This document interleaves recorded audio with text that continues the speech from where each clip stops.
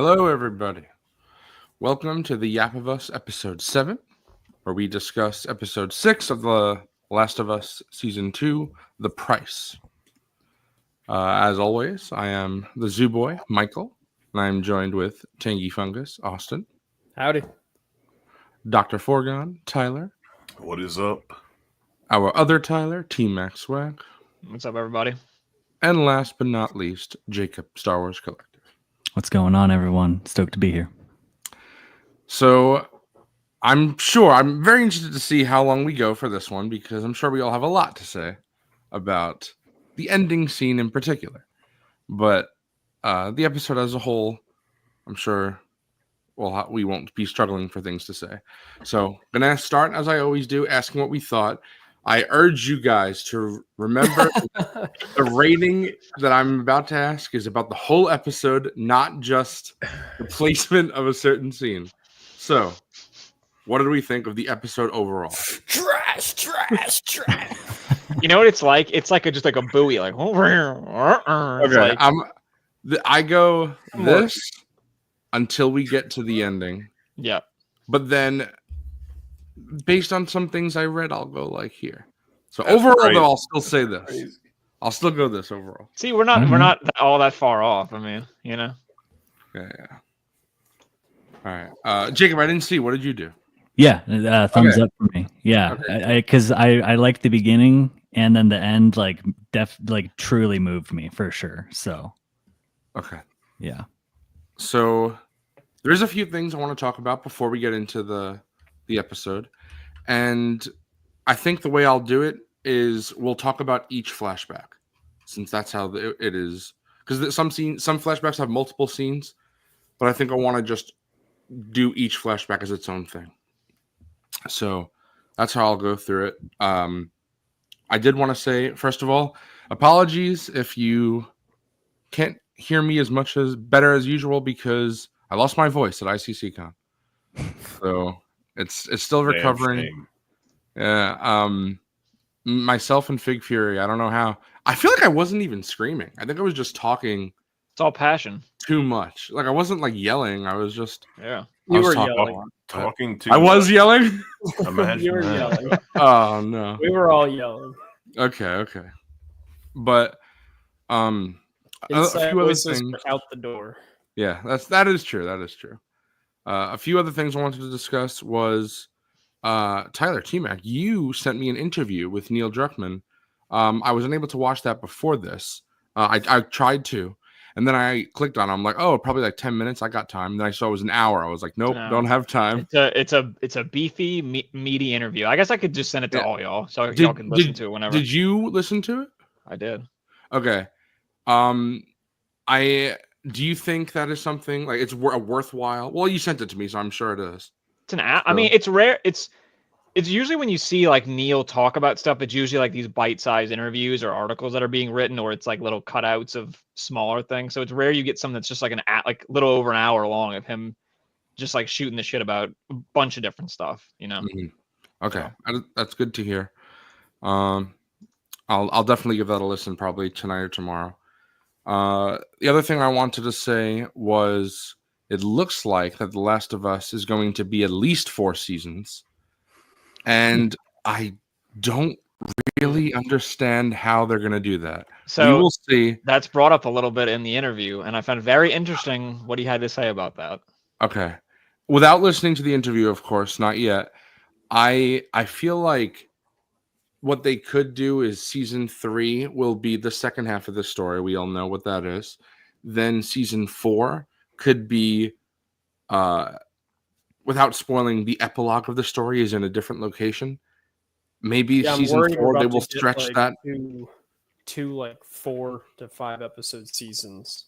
hmm Yeah, I'm that sounds hoping- like the Game of Thrones, like So, 5 episodes. This is what I've heard. And again, plans could change. Nothing's been written, nothing's been filmed. So plans can change. But what I've heard is that going to be 4 seasons or 3 seasons to tell part 2. So 4 seasons total. They're going to not add show original material. They'll like it'll just be like the show original like parts that they added, not like an extended story. So they won't be doing that.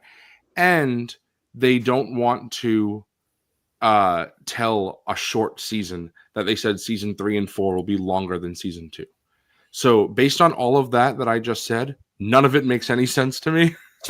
So I don't know, but So I guess we will see. and y'all can watch the interview that I'll send, but to paraphrase a little bit, like they're not going past the second game. Right. Everything in the 4 seasons will be the first and second game. Like nothing doing what they've done where it's, game material and some original stuff, but not going past where Like something ends, so. I've talked about, I think I talked about this last episode.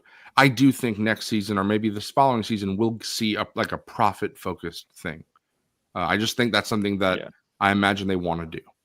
I don't, obviously there's nothing like that in the game. I don't know any insider info. It's just something that I think makes sense for how the way the show has been showing backstory, like Isaac and Joel's dad, which we'll talk about in a minute. But I think that just fits with how the show works, with all these cold opens and such like that. So I'm sure they'll do a lot more cold opens next season, probably season 4 as well.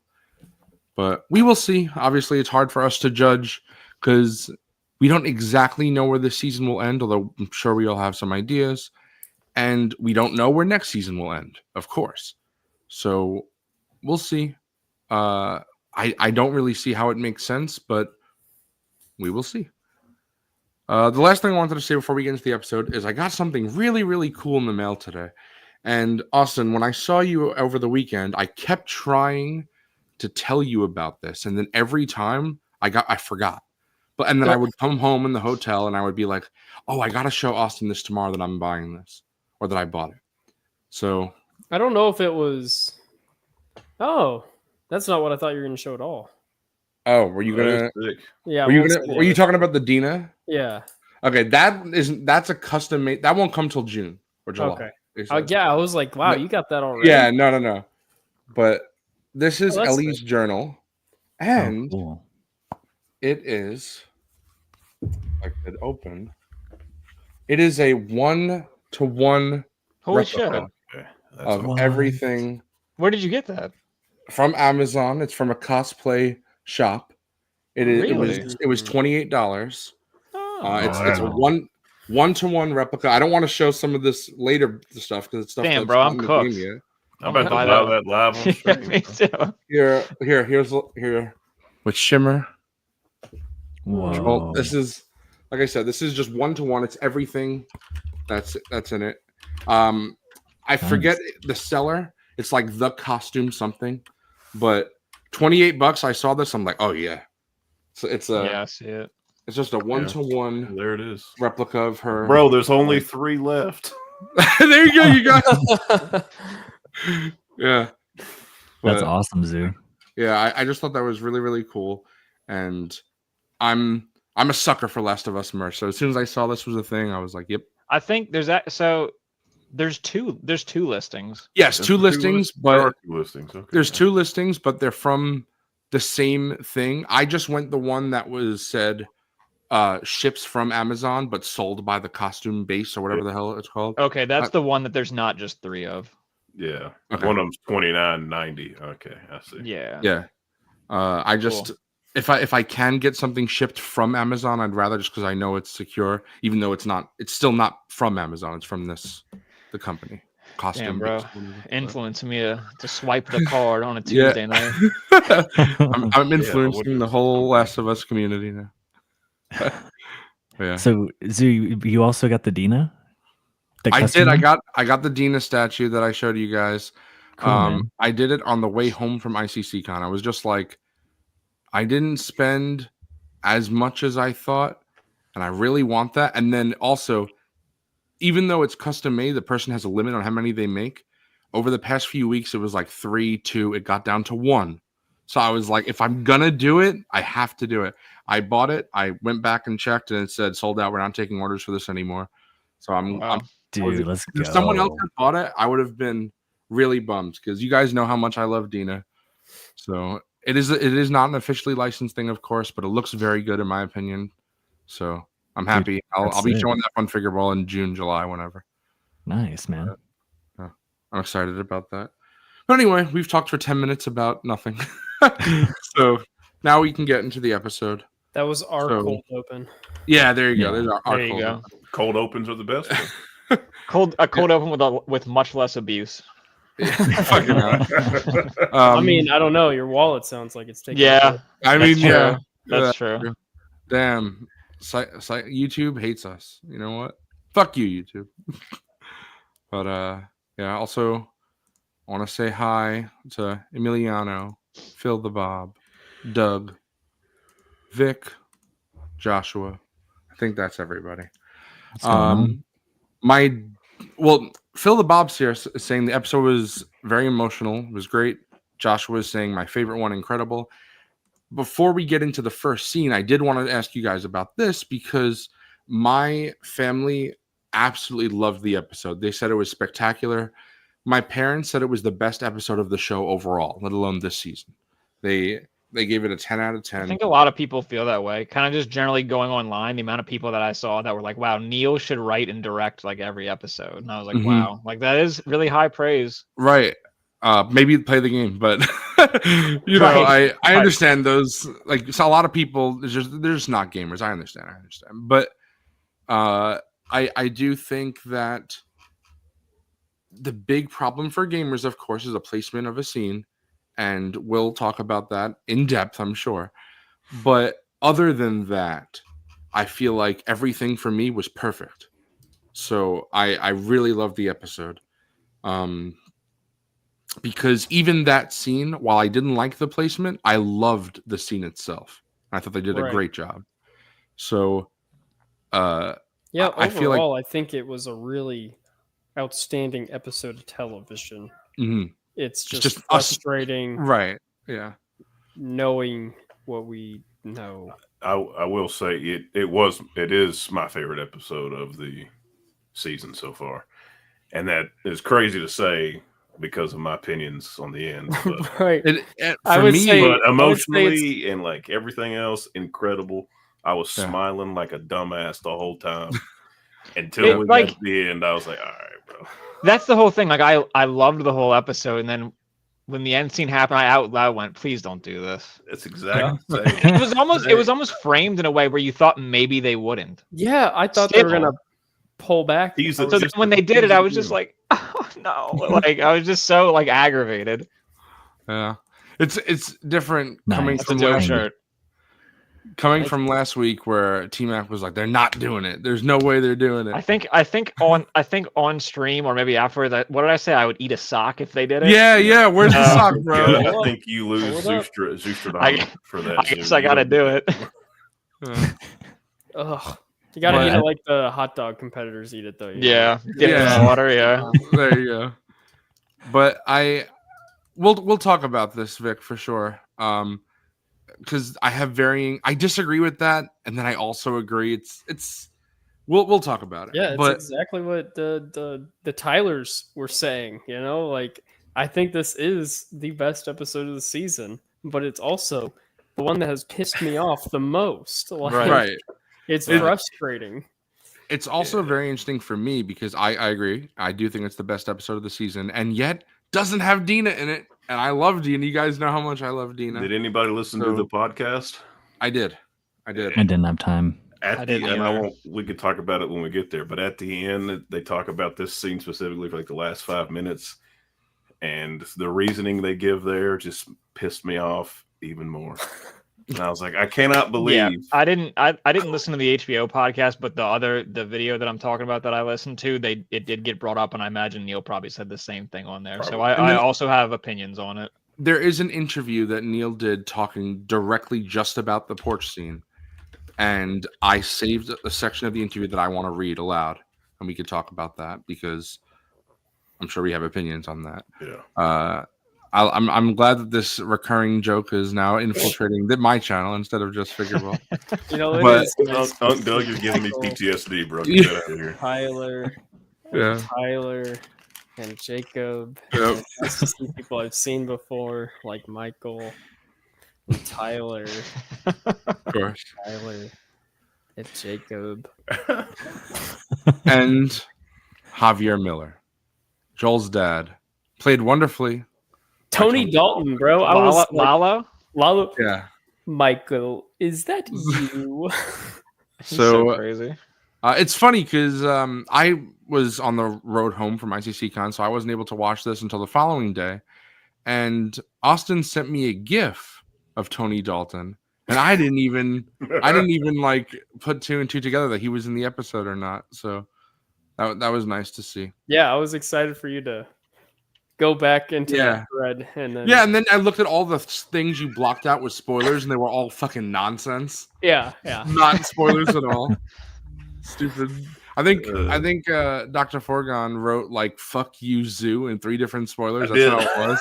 Yeah, I was thought like, I was okay. having like an aneurysm, like reading that one. I was Yeah, like, what? It's fucking with my dyslexia. I was Again, like, really cool because Tony Dalton is going to be in the next Naughty Dog game, so Yep. oh, cool. And, some more apparently- crossover. Apparently, it was because of this. What I read is that Neil. Oh, this Druckmann happened was- first. Neil Druckmann was so impressed by him being on this that he offered him a role for Intergalactic, like on the spot, which is I kind of like really it. cool. Tony Yeah, that's Dalton's a awesome. rising star. Watch Oh, watch for his sure. career the next several years. I guarantee you, he's gonna blow up. Yeah, I thought that he did a great job, and it especially shows that, again, like Last of Us always does, that people are more complicated than just good and bad. Because he does some really despicable things, and he talks about his father doing despicable things, but it's not that simple. It's not a Right. hero's journey type story of this is the good guy, this is the bad guy. There's no one in the Last of Us universe that is like Emperor Palpatine. It's just not the type of story that it is. It was Seth. And even then, Seth returns. Seth anymore. and Gale coming Oh, back. we'll get the Gale. I hate how much I love the Seth character. I like feel guilty about it, but I I like know. him. Every time I see him, know, I I'm know. like, I can't believe they made this guy likable. What the hell? Yeah, but anyway, I know I know it's kind of a meme now that I love the cold opens, but but they're great. this one, the writing in this one, it felt more heavy-handed than a lot of them, honestly, I could with agree with the theme of it. But I do think it delivered within the context of how this episode wraps up. Mhm. So I The do- one line, the callback, is kind of what Yeah. makes it, I Mhm. think, pretty And- good. absolutely. And of course, with that whole line, I wrote it down, so I'll just say it's I'm doing a little better than my father did, and when it's your turn, I hope you do a little better than me. And I think that's great because Dr. Forgon, you said you listened to the podcast, so you listened to it a little, or you know what I'm about to say a little bit. But Craig and Neil talk about how they do better than their parents, who did better than their parents, and they hope their kids do better than them because things change. You know, of course, you have exceptions where there are older people that are not a racist or are not sexist, or you'll see someone who doesn't believe in, you know, hitting your kid or something like that. But generally speaking, it is true that the further back we go, the more acceptable things that we don't find acceptable today were.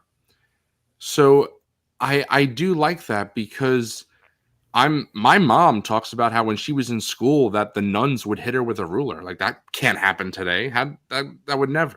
Yeah. You know? Bro, they used to have like a dunce hat that they put Right. on kids, make 'em Yeah. sit in fucking Yeah, my corners. dad used to get paddled all the time, but yeah, that whole line is like, I guess, like the crux of humanity, almost like, right? Like, Someone like Almost Doug, like they're talking about like the cycle of violence or yeah, something. like every Right. time you have a new generation, you just hope that generation is better than, leave things better than the way Exactly. you found them, et cetera, et cetera, et cetera. and it's very close to what Joshua is saying. Is how I felt because I did think that Joel was gonna get wailed on, and then as we started talking more, I'm like, oh no, Joel's dad is going a different route here. And See, I thought he was gonna go to where Tommy went on Tommy? his way out, and Yeah, like, yeah. here, that's been like, oh, that's sad. exactly, Joshua. And again, it doesn't take away because obviously you shouldn't hit your kid. That's something that we know now, right? But maybe 20, 30, 40, 50, 60, 70, 80, 90, 100 years ago, it keeps getting more and more acceptable, right?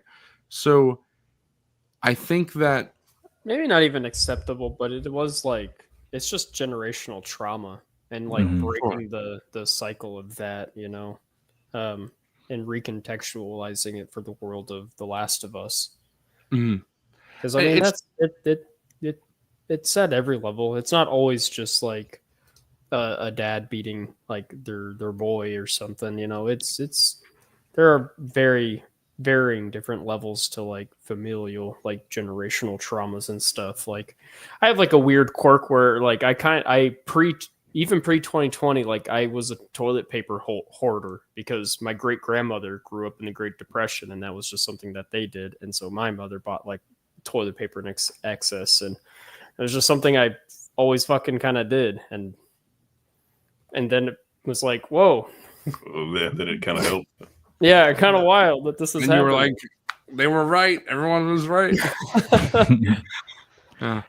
Yeah, But- the scene was, I think, to follow the trail of what Doug was saying. We all have stories, from our past and stuff. So, yeah, that's why I felt like a lot of emotional weight to the scene because you didn't know what was going to happen. Like Tyler Forgon was saying, I thought he was going to walk up the stairs at the end and go to Tommy, but when we saw the cold open and then it went back to 1984, it really put into perspective like, oh shit, he's probably going to get the crap beat out of him.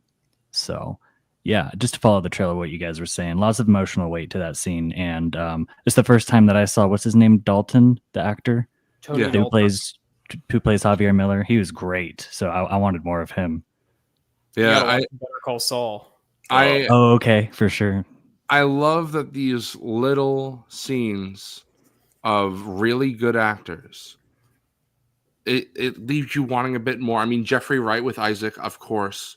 Unfortunately, I don't remember her name, but the actress who played the scientist or doctor in season 1, the second episode, she was Oh, fantastic. Hmm.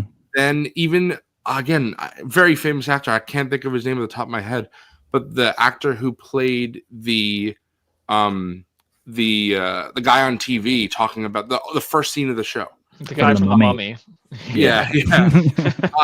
I love that scene so much. I watch that scene probably on a monthly basis. I love everything about that scene. How it just you see the audience shift, and he does such a great job. And all these cold opens, I feel like Austin has been praising, they're just a standalone little thing that gives more context and lore to the Last of Us universe, and for something like Javier Miller, personal lore to a character that we all love so much. So I hope they keep doing this. They did stop for a bit and then they went back, and I hope next season we get even more. Give me one with the Prophet. Give me, well, I don't want to say, but with other characters that we'll see.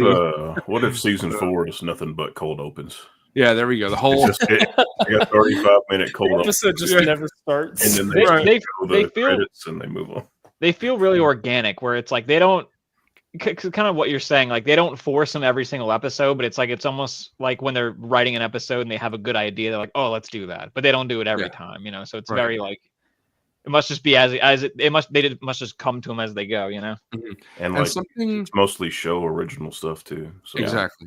that makes And- it even better. I was gonna to add on to what you just said. Because of that, I feel like sometimes you say, okay, would this fit with the game? Would it not? Because as much as I love both the show and the game, even character like Joe and Ellie, both of them, they're not identical to how they are in the game. They are different. They have their differences, and I think that.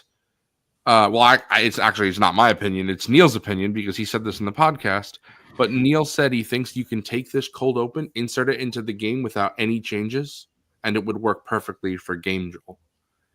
And I like that because what it does is it shows Joel's first his protector instinct that he has always had. He's always protecting people, and also his savior complex.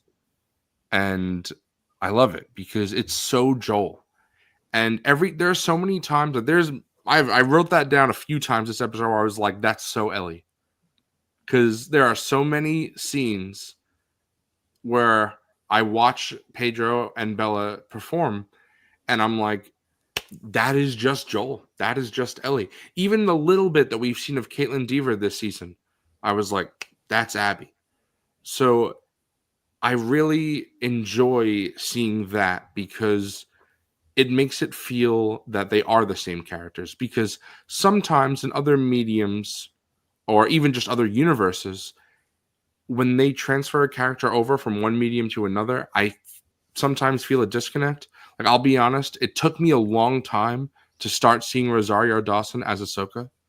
It just felt like a disconnect there. I think I did start seeing it in Ahsoka season 2 towards the end of it. Even Lars Mikkelsen as Thrawn, I think he does do a great job, but it's a little different from how he is in the books.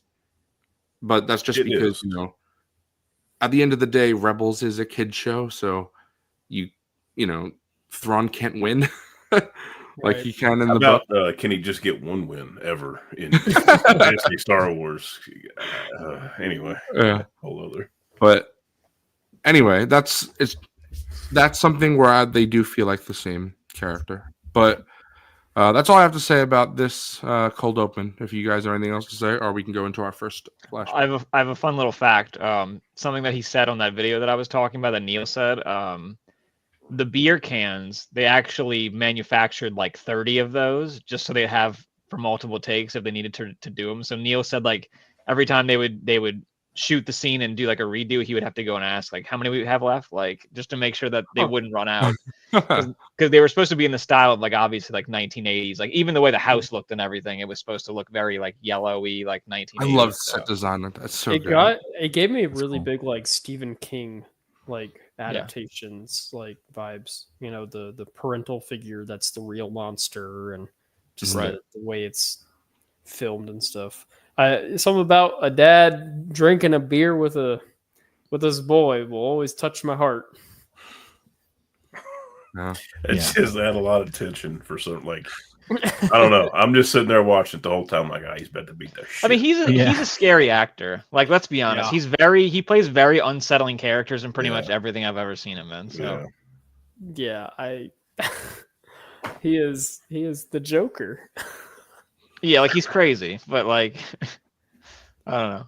He's too damn charismatic. I can't stop watching him. Yeah, my dad and I have yet to watch Better Call Saul, but my brother has. And my brother was just saying, you guys got to watch Better Call Saul because he's so good in it. And I was like, yeah, I know. I will go out on a limb and say it's better than fucking Breaking Bad. It is. That's what Austin said, it's better written. It's better written. Oh, wow. It's better written. Yeah. I love Breaking Bad. So I know. So do I. Vince Gilligan and team clearly are the type of artists that only improve with everything that they create. Yeah. And they learn lessons, and they took all of those lessons and applied them to Better Call Saul. Maybe I just love Bob Odenkirk so much, dude, and everything he does. So I was already going to be biased anyway. But I wonder if they do a Rise of Gus Fring show or something like that. If that would that's Better Call Saul even more. It kind of is. Yeah. Well, yeah. I know that it deals with Gus a lot, but I've heard Giancarlo Esposito say that he would like to go even more depth. You know, if Vince is on board, I'm locked and loaded. Yeah, I mean, Better Call Saul was the Andor to the I'm sure universe. That's exactly that is how I Lawyers show. That is exactly how I saw it and why I didn't watch it when it aired, because I was like, I like Saul as a character, but I like him as a supporting character. I don't know if I'd like to see him as a lead. So I watched like the first 2 or 3 episodes, I think, and then I fell off. And same with my dad. It's so funny this is being brought up because I was talking to somebody at work today, and Better Call Saul coincidentally came up, and he was like, one of my coworkers was like, yeah, I only watched the first season and I kind of just fell off. And I was like, you got to just stick with it because it really just cooks. Like it slowly cooks until it's just like a masterpiece by the end. Like, bro, it's like so good. It's like when you're in the groove of a jam and they're just in the pocket the whole time. Yeah. You don't really realize how good it is and what they're doing until you really get deep into it. And then I've gone back and rewatched it a couple times. I love season 1 so much more than the first time I watched it because it's totally a fucking 8-hour pilot basically. Yeah. Yeah. Maybe one day we'll have to do a better Yap Saul or something. You didn't even try. You, No, you didn't even try. Yeah. Did anybody else, when Joel was like, "I'm not gonna let him hurt you," to Tommy, like, I'll take whatever he's gonna do. I was like, I want a young adult Joel and Tommy game now, like a prequel, and see like what they got into. Okay, I didn't look in the credits, which is probably how I could have got my answer. But I don't know the actor who played young Joel, but he looked and sounded like the actor who played young Sam Drake in Uncharted 4. And we know Naughty Dog likes to reuse their actors. Oh, So I would not be surprised. Oh, that actor also played Jordan in The Last of Us, who's not in the show. Oh, shit, no way. So He was the voice actor. yes. Oh, So I wow. don't know if that's the same actor. That's cool. I think maybe not. Maybe he's a little. Because I think that actor is in his very early 20s, and this actor looks a little younger than that. But I don't know. It just when I saw it, I was like, "That I think that's him." I don't know, but I tried to Google it, didn't find anything. I guess if I looked in the credits, I just thought about that now. I don't know. That's I cool. should have checked the credits. But I do I'll think about later. that a lot. That it wouldn't surprise me if we never got a Last of Us Part 3 per se, but if we got some other story about someone, there's so much. Well, The universe is really big. For as grounded as it is a very. There's lots of things you could do, lots of places you could go to and tell other stories. and that's Yeah. why I think the cold opens work so well. Yeah. Because it's something that doesn't just follow Joel and Ellie. I don't want to get into this. I'm going to just say it real quick, because it's relevant to this. But Austin and I were talking yesterday after Figure Ball about how I would love to see a sequel to Andor that takes place during A New Hope, but from the perspective of Mon Mothma and Bail Organa and the Rebellion, not Luke, Han, and Leia. And You're cooking. I think that would be so. It would have. There would be so much depth and gravitas towards the destruction of Alderaan and the Death Star. Show and it. stuff Show like that. people on Alderaan Right. when it happens. Yeah, Bail Only Organa's final if moments. we don't something get like the correct Bail Organa. I mean, look, if I was out. Lucasfilm and Disney, I would pull up to Tony Gilroy's house with a truck of money. Say, do whatever Whatever you you want. You Whatever did you something that people love. Please Yeah. keep doing more. Right. Yeah. So I have so many more things to say about that, but that's for another show. But I think that that's something that shows they could tell the same story in A New Hope, but with a different viewpoint. Because at the end of the day, Luke, Han, and Leia are not really in the rebellion until the end. I mean, Right. Leia is, but she's still kidnapped and doing her own thing. So we can see Disney's going to actually. hear this, and they're going to do it from the Ghost Cruise perspective. I mean, I'm out. I'm out. Maloney might. He might. I mean, I would like to see that as an animated show, like a Rebels sequel or something, or Rebels prequel, whatever. But I'd rather. that's not what I'm talking about here. So Give me Rex's battle on Endor. That's what I'm here for. So there you go. Yeah, the Battle of Endor from Rex and Hera's perspective, because they were both there. That's That what turns out Hera, Rex, Ezra, they were all on the Death Star while Luke, Han, and Yeah, Leia there were you go. How do you think the Ewoks figured out how to kill the fucking? Oh, yeah. Well, you know what? Rex and Cassian Andor actually went through the world between worlds, and he was training the Ewoks. You spit. Oh my The Jedi. That's It was how all they- a dream. It was all a dream. Yeah, there we go. I'm glad. You know what? I'm glad that this episode, it made clear to the people who thought it was a dream, where they kept saying 1 year later or something like that. How could anyone think something like that? I feel really bad saying this because I don't want to call people stupid, but at the same time, if you thought this was a dream, I don't know. I don't know what to say. It just, Yeah, that theory I'm- holds no water. yeah. But I was Anyway. holding out hope yeah, to the very yeah. last second. I'm sorry if that actually did happen. I think I'd be pissed. Oh, Like No, I don't think I would be. Like if they were to change the story and be like, "Oh, actually, Nah. Neil and Craig would do something on the podcast, and you'd be like, "Well, I heard them out." Actually- fucking hell, Jesus, Bro, if they did that, I think I would be out on The Last of Us as franchise as a whole. Like, you know what? It's ruined. I'd be They one would- of those Star Wars You know guys. what? I love They killed it. Forgon's reaction just now. Just now he went, "Oh." No, that's what Last of Us Part 3 is. They're gonna have Ellie wake up, and they're The gonna world say, between worlds. "Yeah, they're gonna say." Oh my This god. is what would have happened, and make sure you have the memories of it. So make sure it doesn't happen. Last of Us Then- What If. Yeah, and then Abby's gonna show up with at the house with Joel, and then Ellie's gonna show up with like 2 machine guns and be like, "You thought," and like mow them all down. Oh my you're- That's God. peak right You're now. heated. You're getting me heated. Peak. And for some reason, Gail's there too. Yeah. Oh. Well, no, now it is peak. Now, forget I got everything the I said. If sweats over Gail's here, there, bro. Yeah, I was just kidding before. Now I'm on board. yeah, just you gotta have Gail in the game. Okay, serious question. How would you guys feel if they introduced show-only characters into the game, like Gail? No, No. No? Okay. I need wanna I keep need them the two separate. to stay separate. Okay. Like Which, if they made if they it, like do a part 3, is impossible at this point because it's going to be in Neil's head creating this elusive third game that he's like, oh, if I do this here, I could do it like this in the show. Well, I will say I think I knew this, but I forgot at some point. Neil talked about in one of these interviews that I was reading that he was in the midst of making season 1 of the game or the show while he was making season 2. So, sorry, Last of Us Part 2.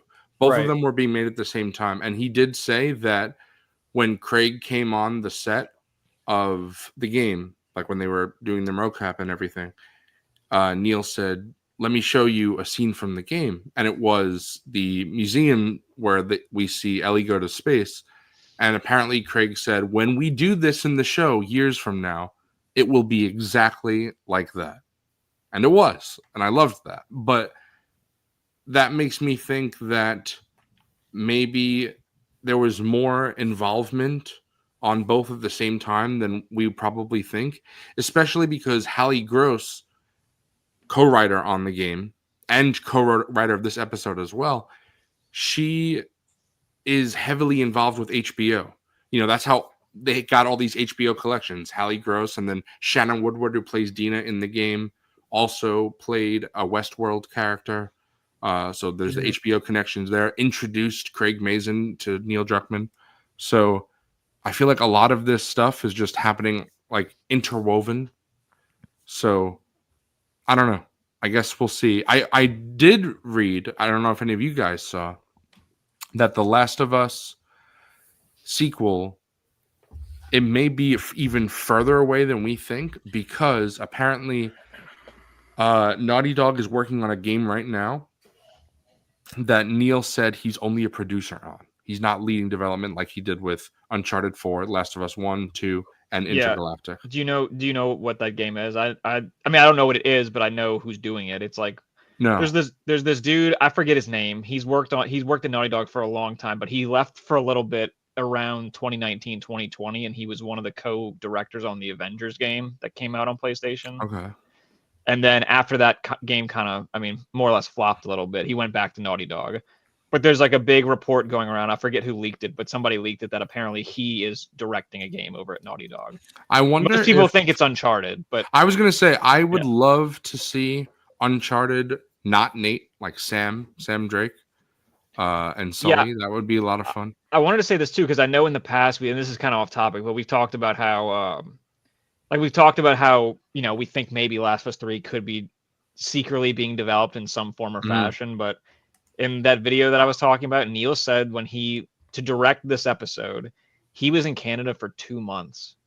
So because it was a month of pre-production and then a month of production.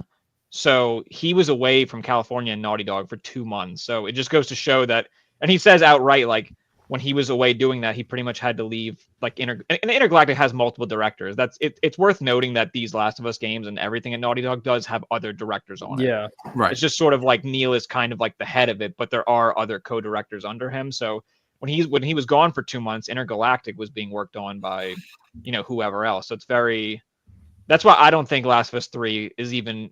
There's just too much going on with the show and Intergalactic, and then this apparently second game that is being worked on at Naughty Dog. That it's like I don't know. I do think it's a ways away if it ever happens. Yeah. Maybe. And maybe PS6, that's why they are trying to stretch out the show as well, since they have both Neil and Craig have been adamant that they are not surpassing the game. So maybe if they stretch out this story, that by the time they can adapt Last of Us Part 3, it'll be 2030. Game of Thrones is calling. Past that. I also just have this That's weird. true. I have this weird feeling that if they did Last of Us Part 3, and obviously there's no indication of what that story would be about, but I just feel like it would be maybe much farther in the future with a much older Ellie. I just kind of get that sense. So they wouldn't they could wait a long time to do another season of the show, Yeah. and people would probably be excited to come back to it and watch it. So, Well, they'd be excited for no Bella. So That's crazy. they'd be well, I'm "Yeah, saying they would Bella." let her probably age up even more. Could you imagine? Like they It'll come be- back to do a third game, like the third game in like 20 years, and they still Yeah, I mean, you it'll never be know. it'll be 40-year-old Bella, and then people will still say, They'd be like, "What the Actually- hell?" yeah, they're like, nah, they still look 14. You I'm never like, know. "All right." All right. Anyway, now we have somehow talked for 40 minutes without getting into the first flashback. But our first I flashback, want to segue into the first flashback by kind of piggybacking off of the Bella age thing. This was the first time I was kind of like a little taken out. I think Bella looks too old to play someone who is 15. wow. When I was sitting in like the body language, I was like, this is an adult playing a child right now. This is the Steve okay. Buscemi. What's up, my fellow youths? I can definitely see what you're saying with the body language, but I do feel the makeup department and the hair stuff, like all of that stuff, they tried to make her look as young as they could. Yeah, Like definitely. each year. That's they- why I made the comparison I did. It was like the hair and the Yeah. shirt. I find it so interesting that everybody says she looks so young, because when I look at Bella, like they look like they could be older or younger. I can never really tell, Right. And some people just have that look to them. Like some people just look sort of ageless. So I've never really even thought they looked very young or old. So it's weird. I don't know. This one, this first flashback, I definitely thought they looked a little too old to be what they were. But as And we I'm not- progressed further, that went way less and less, And I don't think any of us are saying like that's like a genuine like Yeah. criticism. It was just like it's just because they've been so criticized for their looks this season, of them looking so young, that this was the first time that anything about like their appearance bothered me. I was like, oh, they look too old. It was the flip side. Right. And like I said, basically this whole episode, I looked like I was in the movie Smile the whole time because I just could not Yeah. quit smiling. So like everything about so it didn't even bother me that much. It's just like, yeah, okay, I've noted that. I mean, I was thinking that recently with Andor, rewatching Rogue One. I'm like, damn, it's crazy. This movie was like 10 years ago. Dude, And, I like, did just rewatch that. Luckily, Diego Luna is such a good-looking guy; it doesn't really matter. But he does look Hey. younger in Rogue One. For he does. Sure. I know had what? to look up his age in Rogue One. I'm like, I think he was like 32. Like in Rogue One, I was like, damn. Well, in Right. Andor, he's supposed I to be am playing one- like a 20-something-year-old, and I'm like, wow, he's like 40-something in real life. It's crazy. Yeah. Like the Star Wars canonical age, he's in his 20s in Andor, like early 20s. Mm. Fucking George Lucas special editions coming on the anniversary where they're gonna Yeah. I mean, age yeah, him there's up just, in with Rogue One. things like that, there's just nothing you can do. You want to make a Right. prequel. It doesn't bother me at all. No. No. I also, real quick, I love Boyd Holbrook.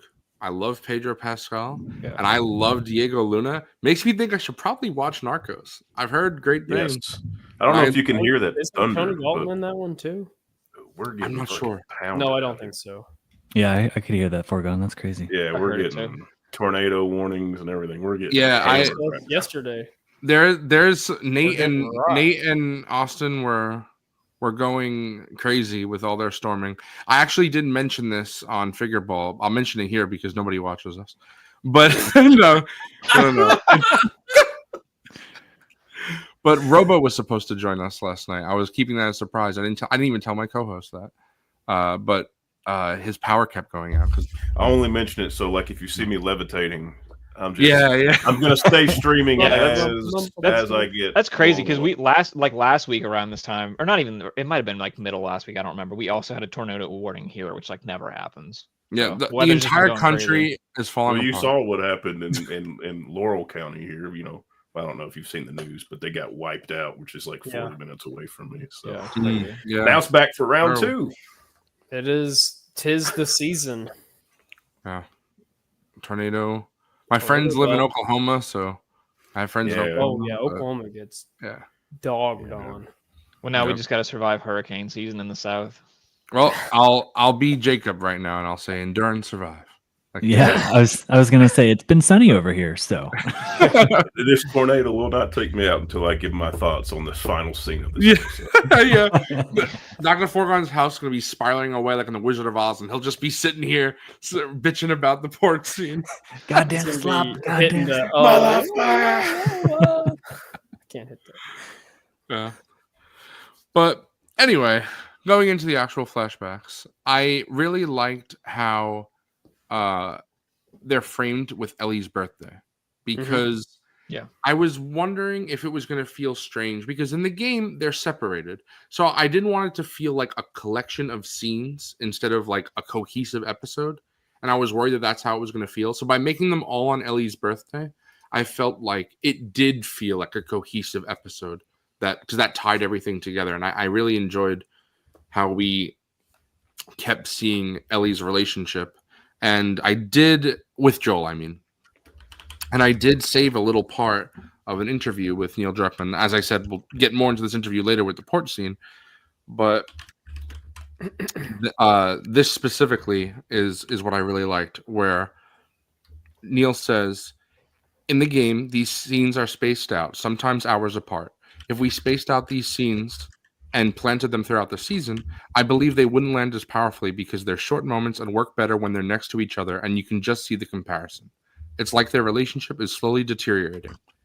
If we put one in an episode and then you have to wait a week to see the next, you have to remember what the last one was and then wait another week.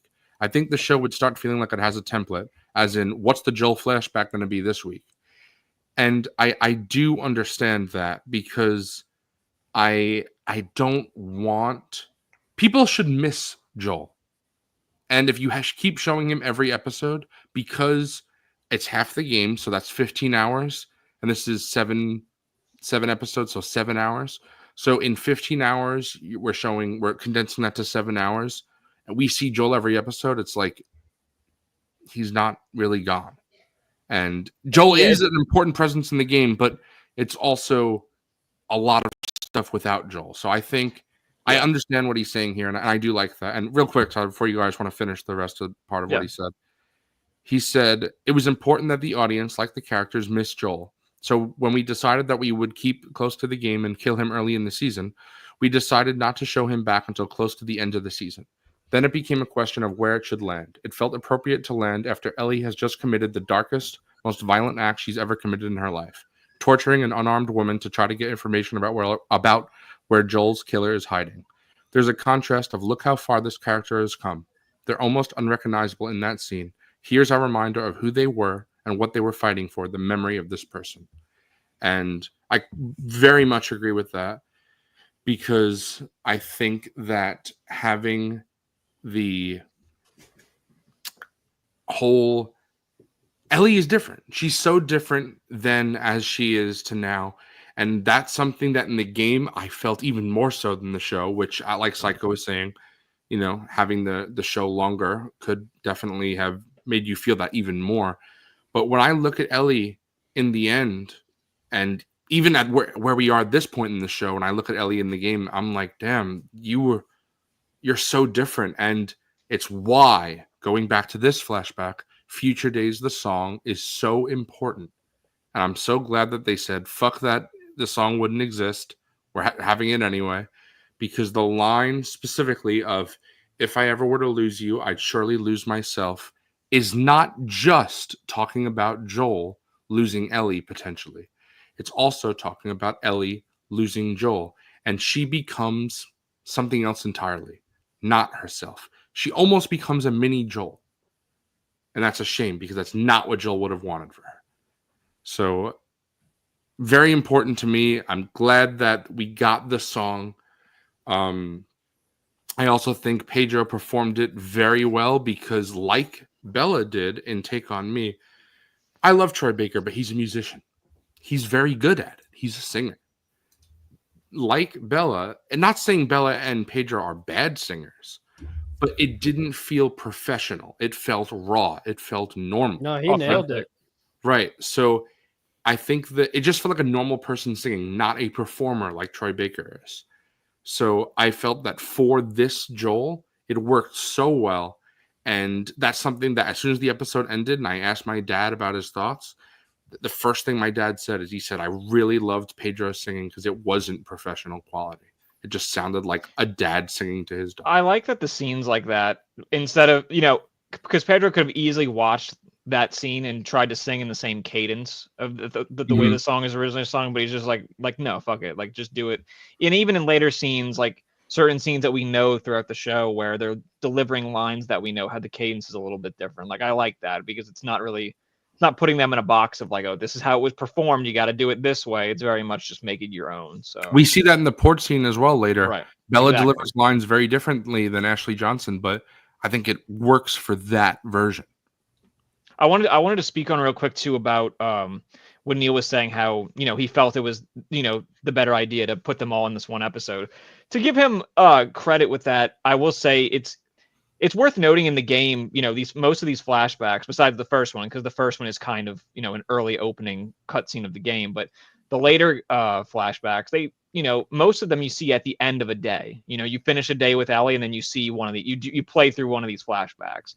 So there's hours and hours between seeing them, so it's sort of a lot of hours pass and then you're like, fuck, I miss Joel. And then more hours pass and it's like, fuck, I miss Joel.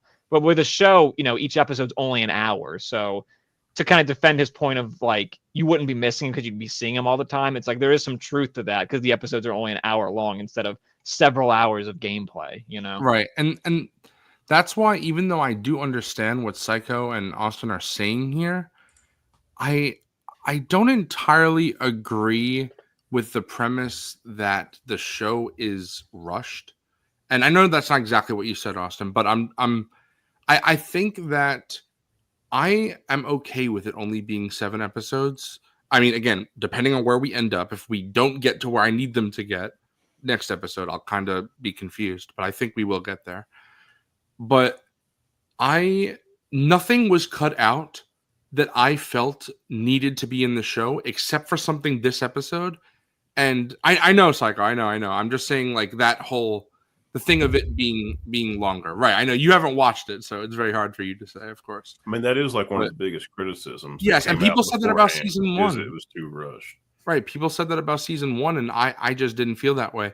I think I'm okay with the things they cut. Like I said, it's never bothered me until this episode, which is where we want to get into it with much more detail, but I don't like that they cut the interior of the museum, especially because it was filmed.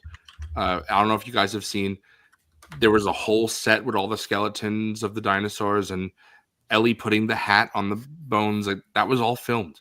It's a shame that was cut. It's probably just a matter of like keeping like a really consistent pace. Right. Yes. And I understand that. It's just, personally, I love that sequence of the game so much. And knowing that we almost got it sucks, but I understand. But going back to this flashback, I think that, as I said earlier, these little lines that go into the show, that they don't really have to. It just makes me feel like, oh yeah, that's the same character. They didn't need to do that, but they did. So the line that I always use is when Dina or Ellie and Jesse were talking about Dina, and Jesse holds open the door and he says, "It's kind of fucked up you did that." That not really important line of dialogue, but I always like that line. It shows who Jesse is as a character. Having that in the show, I thought did wonders for me personally. So here, a line that I really loved, which is a little cute little line, not necessary, is this here is called a guitar. Not really necessary. No, It it's doesn't- nice that it's there. yeah, but it's just that exactly. You took the words right out of my mouth. It's just nice that it's there, and It's when he says it, I like forgot that it was there, and when he said it, I went, "Oh, that's familiar." That's Yeah, that's Also, exactly, Who familiar. amongst us hasn't, picked up a guitar and said that exact Right. same thing to somebody? yeah, Maybe it's just a Southern thing, but like, yeah, I've definitely done that several times. Like, this is a guitar right here. right, you know? right. Real quick, I also want to say, because I forgot to mention earlier, this is Ellie's 15th birthday. I wanted to specify that because when we get into our other birthdays, but Yeah. One thing that I wrote down that I thought was pretty funny at the premise of the scene was Legos. Even in the apocalypse, they Yeah. have clothes. Oh yeah. that was Hey, yo, was Seth fun. getting Legos? Yeah, Base? right. yeah. Face that. I love Seth in that Legos scene. like I love Legos, but they are like they don't degrade. Yeah. Like Yeah. That's true. there's I like I don't that know they where are. the beach is, but there is a beach that is like covered in them and like will be for like the rest of time. Yeah. I like that they are still worth their weight in gold in an They're apocalyptic more world. they're Mhm. more Yeah, it's like- valuable. Yeah. I Just whatever you think the most expensive set is now, imagine what it would cost in this world. yeah. Dude, those Legos like stock bros are just they're preying on the downfall, bro. Fucking hell. I love all the little intricacies in this scene. You have just Seth saying vanilla or chocolate. Say vanilla, it's easier. Just I laughed Yeah. at that line. I love him mentioning that he was a cop in the Yes, subtle, Milwaukee PD. the reaction. course he on was. Pedro's Yeah, face. it just adds so much to it. Yeah, and just the fact that he's like, "Hey, I checked those houses," and Joel's like, "Well, not as good as me, but Right. So Why do I like this character, bro? but see, that's what makes it so good because you guys know how much I love this game. But my biggest criticism, I think, of the whole game is that there are characters that are one note and very unlike Last of Us Part 1 because every character in Last of Us Part 1 is a great character. But Seth is essentially a nothing character. Yep. In The Last of Us Part 2, Abby's friends that are not in the show, Jordan, Nick, Leah, is that it? I think that might be it. But they're nothing. Like, I forget their names sometimes, They're The second That's game not- does have a lot of characters. right. It really does. Even Whitney, who's a fun WLF character, and I don't know, maybe we'll get her. She's kind of nothing as well. So, Yeah. The Last of Us Part 2 has a lot of characters where I don't feel like they're important. And when the show started, I was like, okay, this is how I'll feel about Gail. She's a nothing character. She's not. Gail is a great character. I did not. That's one of my biggest surprises this season is that Gail is actually great. And I think that they're making Seth, every time they show him, they add more depth to him. And it's not saying like that he's not a bigoted asshole. It's just there's also other aspects to him. Because you could be a terrible person and then also have other aspects of your life because no human being is just one thing. There are no Emperor Palpatines in real life. That's not the way humanity works. So I really enjoy when they showed Seth and Gale this episode again, I was like, hell yeah, keep them coming. Just let me. Well, there's only one episode left. Keep them coming. Yeah. Maybe season 4 is just cold All opens Seth. with Gale and Seth. All Seth and Gale. Every cold open is a therapy session between Gale Yeah. and Seth. Just There we chilling, go. having coffee as they build Legos. Yeah. Oh my God. It makes me want to skip ahead to the Gale scene because I want to talk about her so bad, but we'll get to it. The last thing I wanted to say about this scene is I love how important that Pearl Jam is to The Last of Us and becoming even more like, I don't know if you guys saw, Pearl Jam just put out a new EP of So just don't future days. talk And to me about that. I know we can't get it because it's the vinyl is from Pearl Jam members only or whatever. And it's sold But- out. Really, it did sell out. Did it Wow. really? Which Damn. it all their stuff like that normally sells out anyway. But that one being 10 Club exclusive, I was like, no fucking shot. Yeah, yeah. How and much is the so- membership? It's like $60 a year. Oh, a year, like what, a Yeah. year? Yeah, So you're basically paying a $60 fee on top of buying the record. to buy the You- record, which was 25. So after shipping, you're looking at probably $35-$40 shipping and tax. $100 record, basically. $100. Mhm. Yeah, that's rough. Yeah, Yeah. I definitely didn't do that. That's the and- only.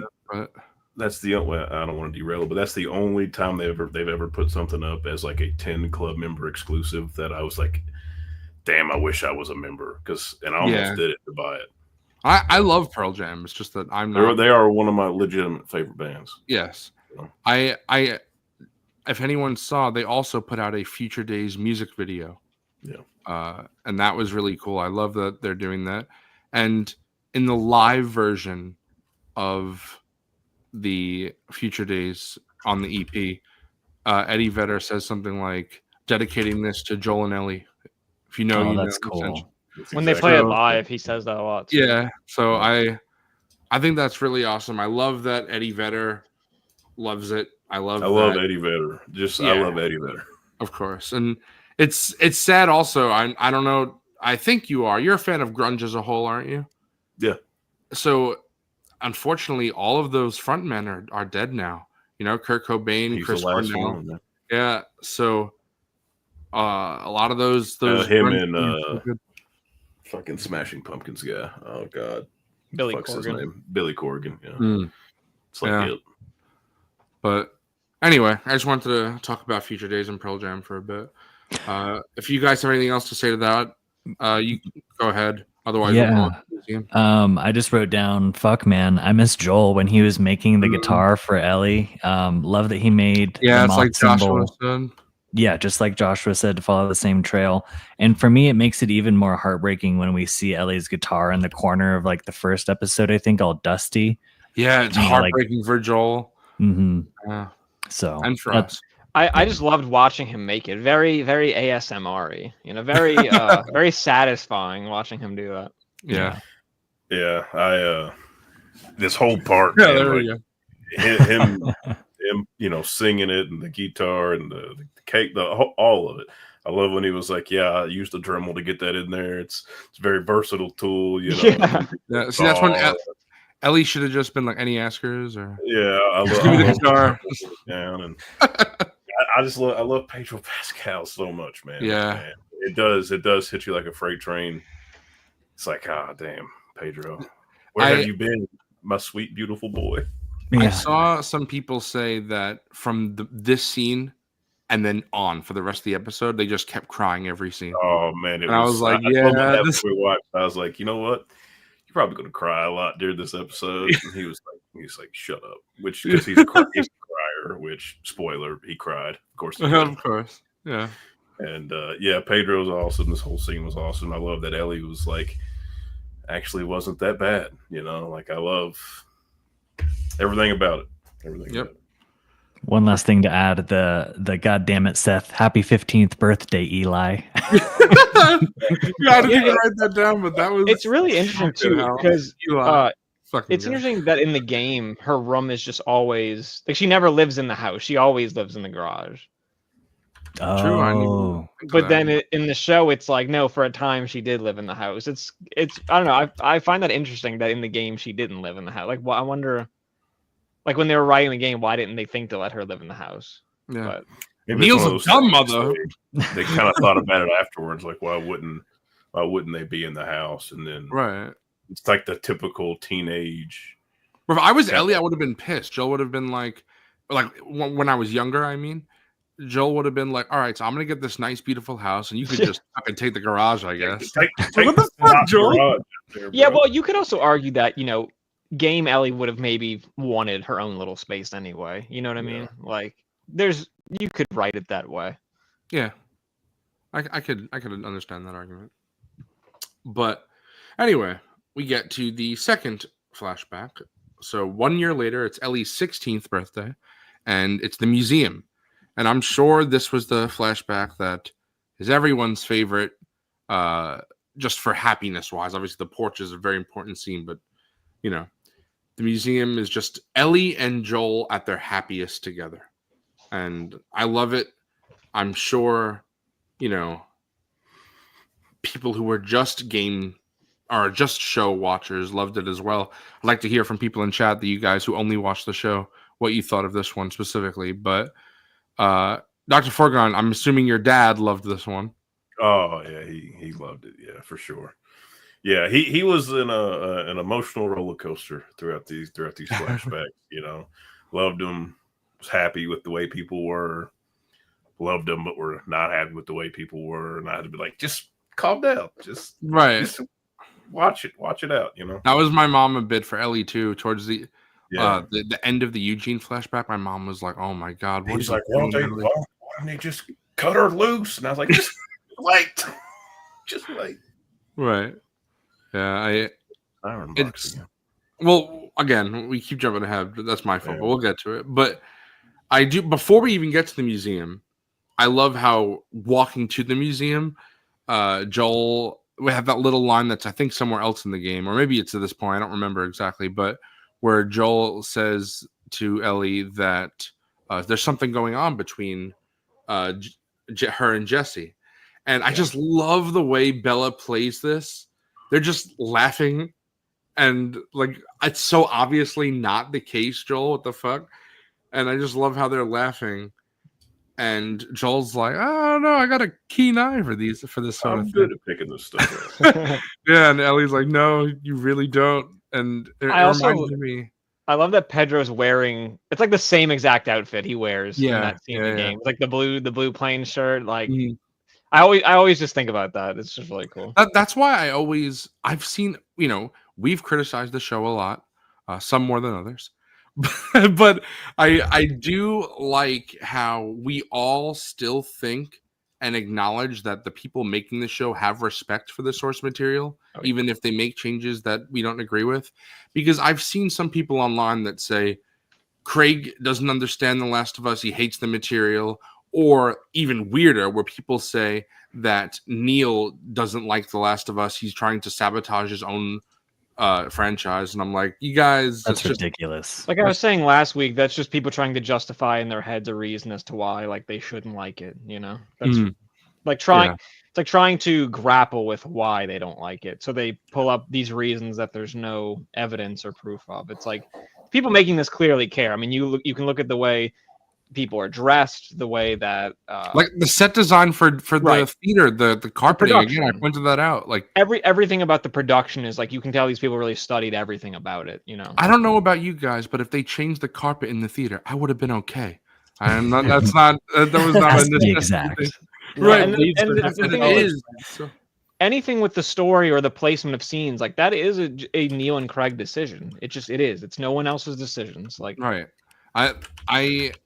I know we've talked about Austin has this nice theory with how Netflix, that's confirmed that Netflix has this person where they say, people are on their phone, you got to do that. It's why I could see that happening with HBO, but I also think that it's more so just choices that Neil and Craig are making for better or worse. It's just maybe that there's that's an extra level where it goes a little more extreme. Like I said last week, with the Dina radio scene was just over the top. Hey, have you heard of the Amish? Like that was just extreme level. But I had to watch that episode again because Audrey hadn't caught it. And right, yeah, she was telling me. Didn't you say that was your favorite episode, Austin, last week? Yeah. It's just like that first 15, 20 minutes of it is just grating to get through. You just cut that part out. Yeah. And then all the stuff in the back half is just perfect. I'm surprised you didn't be like, let's just skip the first part. Let's just... Has Audrey seen this one now? Yeah, we watched this one together. So what'd you watch back to back? We double featured them. And she even groaned during like my mom was killed and my sister was killed and I'd want to kill the dude. She's like, oh my god. Also, I'll point it out when we get to it again. But the And show, then when they kissed, and she Right. or she said like I love you. She again was like, oh my god. I didn't say that last week, but I didn't really like that moment either. I Yeah. love that they keep. It's so it feels so out of place. But even this episode, they keep pointing out Joel shot Eugene in the head. Ellie said, "Yeah, we get it. Joel shoots people in the head. That's what he loves to do. That's a. He's that's a- like exact season activity 1 of Rick Joel. from Walking Dead. He just never misses a headshot. Bro Yeah. knows he's zombie media, bro. He's making sure. He's making sure. Yeah, but anyway, I do think as Joshua said here, just Ellie's giggling. Just Joel thinks he knows and he doesn't, but Ellie also doesn't correct him. Ellie's just like, no, I don't think you do, and that called back to me when Dina and Ellie were talking, and Dina's like, I know you liked me, and Ellie says, how? Was I hit it really well, and Dina's like, no, you kind of fucking didn't.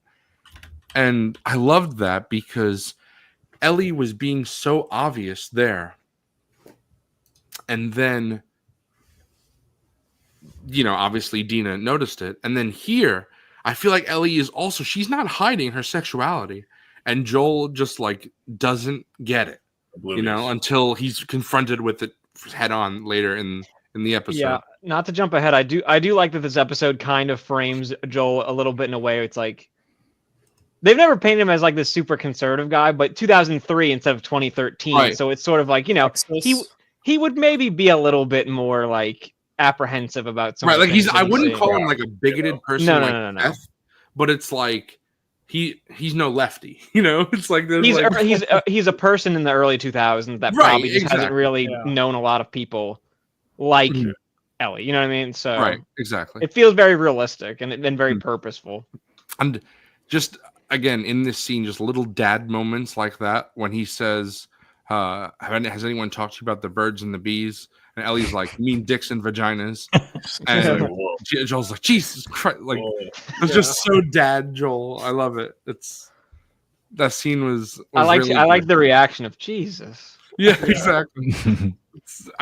Later on too, when he catches Ellie and Kat, there's just so many funny Joel moments. I really enjoyed that scene. I did. Really, really I did enjoyed too. that Well, scene. I have a lot to say about that one, but then of course we get to the T-Rex and amazing. It looked like they just ripped the level out of the game and put it there. It was fantastic. Just I'm on a motherfucking dinosaur. That was so good.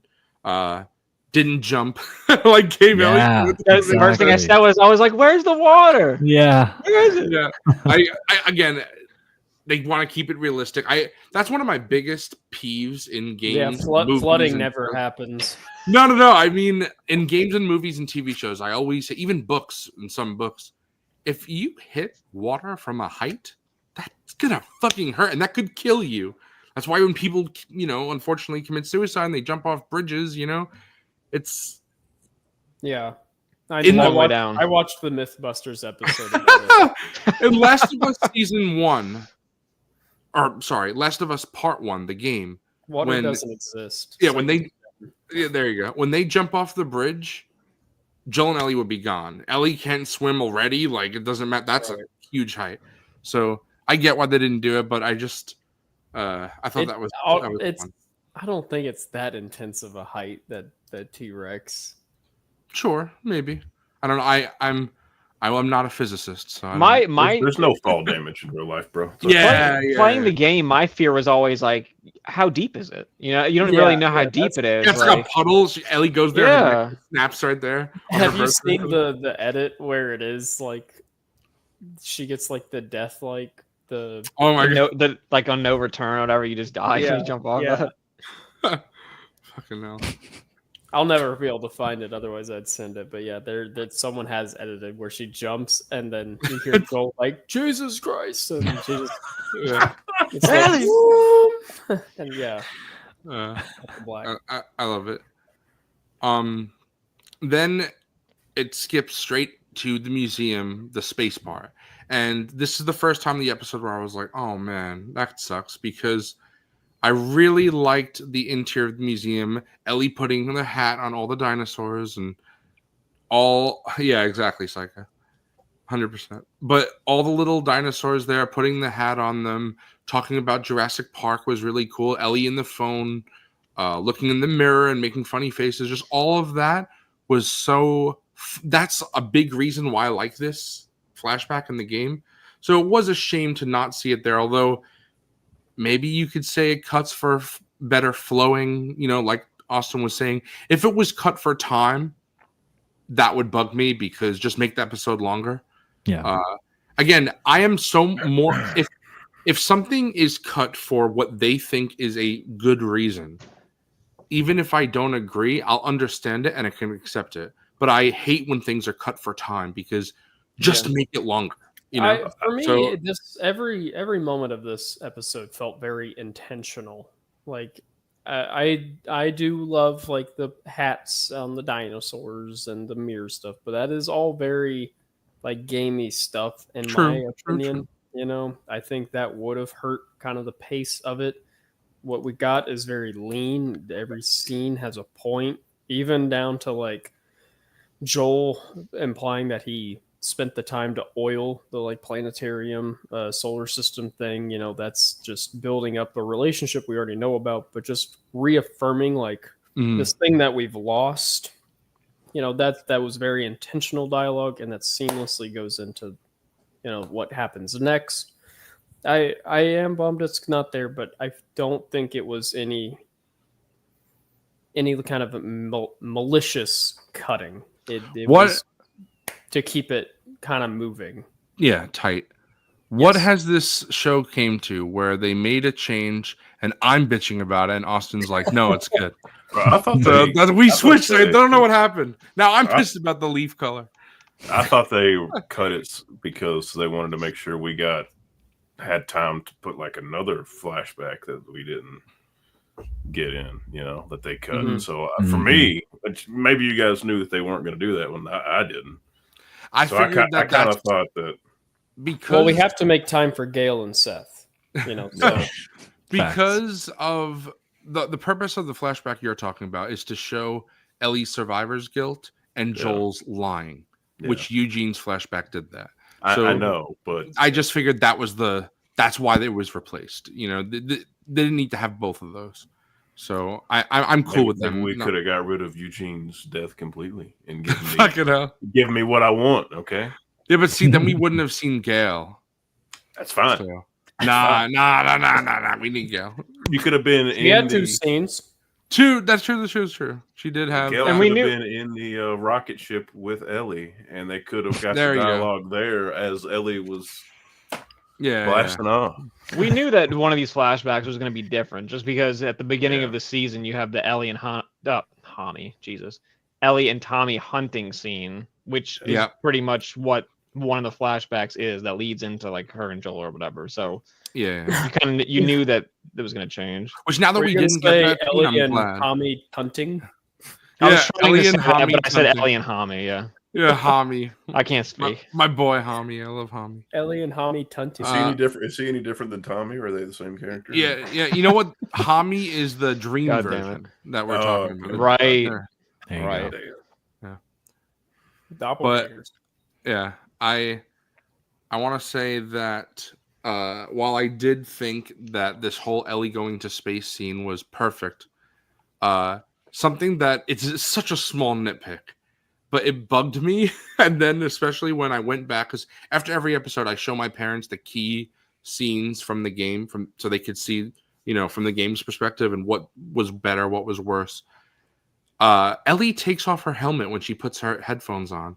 In the show, she doesn't. I'm like, how the fuck did you get those headphones in with the helmet on? They showed her kind of like. I know they show her like edging it in, and I'm just like, yeah, could have just taken the helmet off. Hey, yo, what are you doing? Come on, bro. Hey, yo, come on, bro. That's crazy. That's funny that you point that out because I thought the same damn thing. I was like, how are you? Because when she did that, I was watching. I was like, damn, how's she gonna? But yeah, she was just cramming it in there. It's a small helmet. Yeah. I will say that I'm assuming that we all do, but I love this scene in the game so much. Yes. So seeing it done in the show perfectly, even the lighting with the liftoff. We have liftoff, and then the sun going across her helmet, just all of that, beautiful. And yet my family, all three of them, my brother, my dad, and my mom, they later on I asked them what they thought, and they said it was good but kind of cheesy. It felt like kind of out of place. And I was like, wow, that is just not how I view this. I view it as beautiful. And they were saying no, it was beautiful. It was just very cheesy. And I feel like maybe I kind of retroactively now wish that they did it in Left Behind, the Mortal Kombat scene where in the game they do that, but in the show it's different. They're actually playing the game, and I almost wish that, because that's like a setup in season 1 and get part 1 to then do it in part 2 and season 2. So I almost feel like they did that, because while for me I was like, oh, this is a callback to that. That's so cool. Well done. My family was just like, oh, it just felt cheesy and out of place. Although, like I said, they still did like it. That could be a timing thing too, because like you said, that like when you're playing it in the game, it is more drawn out because of the beginning, like we said, like seeing all the dinosaurs, putting the hats on them. You're kind of in the moment a little bit longer. So by the time you get to like, that scene of them in the cockpit or whatever, it's I don't know, it really builds toward that. So I could see maybe a show viewer saying like it kind of just, not that it's like rushed or anything, but it's not as emotionally impactful because they kind of just get in there really fast. What did your dad say, Dr. Forgan? Yeah, he loved it. He started to get a little teary-eyed during this one, especially when maybe my family's just a bunch of dumb mothers. I don't know. No, my dad's just he's just an emotional guy. If there's any kind of emotion that you're trying to elicit in a show or a movie, you're gonna elicit it from him. No, I love to hear that, because that's me. Yeah, I'm gonna cry at every with movie, his bowl every of show. slop, and he's just shoveling it in. He's like, "Yep." So, I bet I would like your dad. I want to say, well, I want to say too, this scene is really important because I have one of my friends, Absolutely psycho. one of my friends who played both games, after playing part 1 was very much, he was in the rare camp of like, fuck Joel for what he did. And then when he played part 2 and he saw this scene, he was like, holy shit, that scene really made me like love Joel again. So it goes to show how important this scene really is and how iconic it really is. Yeah. I love my brother, but my brother is the type of person where, while me, my dad, and my mom were all sitting at the end of this episode, and we were like, this is our favorite episode of the season. We loved all the emotional moments. My brother was like, it's good, but I liked episode 2 more, way more action, a lot of very exciting stuff. And I was like, I was just like, I love you, but like that's not like what you should be getting out of The Last of Us. And he still likes these moments, but my brother also said during the emotions. Well, but episode 2 does have Joel's death, though. You know what I mean? So yeah, I mean, it is crazy. Yeah, like, he loved the horde scene. So Okay. Austin and my brother are gonna fight, but yeah, Mac really tried to throw him the bone there, and brother said, no. Yeah, but he, I also, during the Take on Me scene, not during, of course, but afterwards, like when the episode ended, my brother was like, I feel like they didn't have to play the whole song. They could have played it halfway. Like, it was unnecessary for the whole song. And I was like, nah, Ellie should have played it 5 times. Like, I love that. Bro, the way you got this glup watching the show with you, thinking it's flop the whole time. This Get glup. out of here. That's crazy. I just, my brother is just a very, he likes his lane of things that he likes. And you want to make a movie about flowers.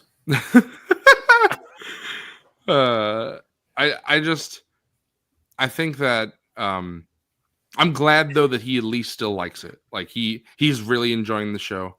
Although his biggest criticism, he thinks, especially after I show him the game scenes, he says Ashley Johnson is phenomenal, and Bella just doesn't reach that level. And it's a shame because That's unfortunate. I think that's what I was trying to mention, like in the very, very first episode of us doing this. It's just an unfortunate circumstance that Ashley's just she's So an good. she's an older actress. You know, she's far more experienced in life in her career. It's just not that young actors can't do extraordinary things, but Bella's still very early in their career. And you could also And I make think the they're argument. doing a good job. Yes. But You could also make the argument, though, that maybe it's better for the character Ellie to not be so mature because Ellie is a younger person. yes, yeah, So, definitely. so especially like I said, this episode where I was like, Ellie's little giggling when Joel says he has a keen eye for this sort of thing. Just Yeah, it was like was like, this yeah, that's so flashback Ellie, that's so onward that Ellie. I was like buying them as like the age that they were supposed to be. yeah, playing. for It sure. was just that first one that I was like, you're Too an young. adult. Yeah, You're an yeah. adult playing a baby. Right. I I mentioned this about the theater as well, but this is also one of the set pieces at the beginning that I was excited to see. I was excited to see them do this whole museum, bring it to life, and what it would look like because The hallway with the because I love this stars. scene so I love this part of the game so much. So this is another one of those I was like, all right, I'm excited to see how they do this, and I'm glad that they crushed it. They killed it. I didn't know that Craig basically saw it years ago and was like, that's what we're doing. You know, shot for shot. So that makes me even happier. Right. you know. It's gotta be so Yeah, For the cathartic for thumbnail of Neil this and one, I was Mhm. really trying to do the like them walking in. It just wasn't working with like the framing of how I do the letters and stuff. I'm glad with It's what you just- chose though. It's It looks good. just so perfect. Like every like micro detail. Yeah, it just and I don't know, man. The rock, like that's such a dad thing. It's like, oh wait, before you go to space, you need a helmet. You need a Right. suit. It's exactly what I would do, and just And Daddy, even though Daddy Pedro, Daddy Joel, give it to me. Ayo, Hey yo. even though we didn't see the rover, just a little bit of it, the rover was built fully, Yeah. and they again just I hope people who care about that kind of thing notice the love and care put into the set design for this show, because that's probably the best thing about it, in my opinion, is just the absolute care. Neil talks about how in this museum scene specifically that he brought some of the game devs to set, and he said they cried because they felt like they were Aw. walking into their own art, which is just I can't imagine like how incredible that would be. If Austin, I know you're an artist, so walking into something you designed, like Yeah, it that's- would be Yeah, unreal. that'd be It'd unreal. incredible. I wanted to say it's like when you go to a theme park, It's like when I go to Disney or I go to like Galaxy's Edge or Universal. It's I'm like, in the Falcon. I'm not an artist, but I'm such a big fan of like these properties. So it's Connect. like when I see these things like built to life and you're just walking through it. Like when I went to Nintendo World in California, I was like, this is fucking like, it's so cool, dude. You just walk through Peach's castle and it's like, this is ridiculous. But so I imagine like being someone that created all this stuff in the game and then you see people have brought this to life and you had a hand in making it originally. And then you get to walk through something that is inspired off of what you did, You can Yeah. actually pick up something that you may have spent hours drawing. Right. Right, exactly. And again, like I'm not an artist, so I can't even imagine the feeling of that, Luckily, That's we have why an I've been artist on stream. That's why I've been praising like the Seraphite costumes so much. Yeah. They're so identical that it's kind of mind-boggling. Even just the makeup and the shaved heads and everything. The show looks just perfect. And I love the whistling too. It's just Oh, it Yeah. just takes me right into the game. Dude, every that time. I is wouldn't be like- shocked if like they got the people who did those original whistles to just. It's yeah, so I if I it's not think- the exact same sound, it's like I think they got the same people to do it, because I was listening to Because it's like the another- first thing with season 1 with the clickers, that's what I was gonna say exactly. Yeah. That the clickers, they got some of the same people who made the clicker noises to come back. Neil was talking about because of rights of what Sony owns versus HBO, they couldn't use the same whistles, but they replicated it like exactly. And I imagine, I don't know for sure, but they probably used the same actor since we know, as you just said, they did that for the clicker. So I wouldn't be surprised they did it for the Seraphites as well. But it's just, if you play on an easier difficulty, you don't really need to know.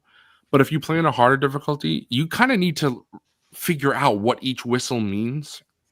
So okay, this one means they're flanking, so I got to watch my back. This one means they found me or they found something, they found a body. So that kind of stuff is just so interesting to me. It's a whole language of whistles.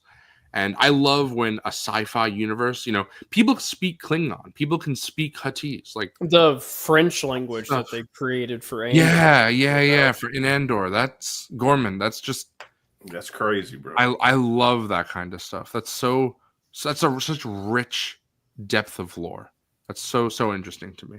Old Valyrian, Dothraki. Right, Oh, yeah. exactly. Yeah, for Always. sure. Yeah, I'll always remember when Daenerys, a dragon is not a slave. She says, "Zaldizis buzdari ixos dayor." I love that. That's the Are you way. just gonna rattle it off like that? Yeah, bro. It's Damn. always in my head. I love it. You just gave me shivers, bro. Yeah, that was kind of crazy. I'm not gonna Yeah, lie. it's like No when warning. when she goes to the Dothraki, dude, she's Yeah, like, no "Bavageris, Dr. Axios, Foreplay. Do it again. Do it again. Do it again. Zaldrizis buzdari ixos dayor." Bro's Shut got off the his accent screen. down perfect too. Look at this guy. Yeah, I speak High Valerian. Yeah, there we go. I just love How have I known you for like so long now? And That's never come up. Yeah, that was Ever. crazy. Yeah, I'm sorry. I shouldn't talk about how I speak High Valerian. Yeah, Got a Insane. pet dragon too. yeah. There we go. I got to get out my zoo lore notebook and write that in. Yeah, there. yeah. There you go. I just love Daenerys in that portion of the show. For them. I mean, yeah, true. They should have. I should have asked them if instead of Russian, I could take High Valerian, and then use that credit. Straight Then A's. I would have passed. Yeah. Did you actually take Russian? But at my school, that was the only option, That's insane. and I was Really? forced to take Russian, and I was in freshman Russian in senior year because something about Russian did not click with me. I passed one semester the whole time. Finally, in my senior year, I passed freshman 1, and then I had to go to freshman 2. I got to give it to them. They knew what was coming. So Fucking hell! I Jesus. thought about making a joke like that, but I wonder what my school Here does we now are. when they think that, because they still only offer Russian. So I wonder, they're like, man, they're the enemy, but That's so interesting. Yeah.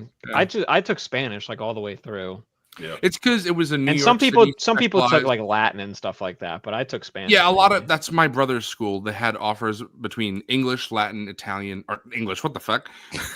Italian. like, all of them are Spanish. Like Yeah, I've Italian, never heard of Spanish, a school and offering Latin. Russian.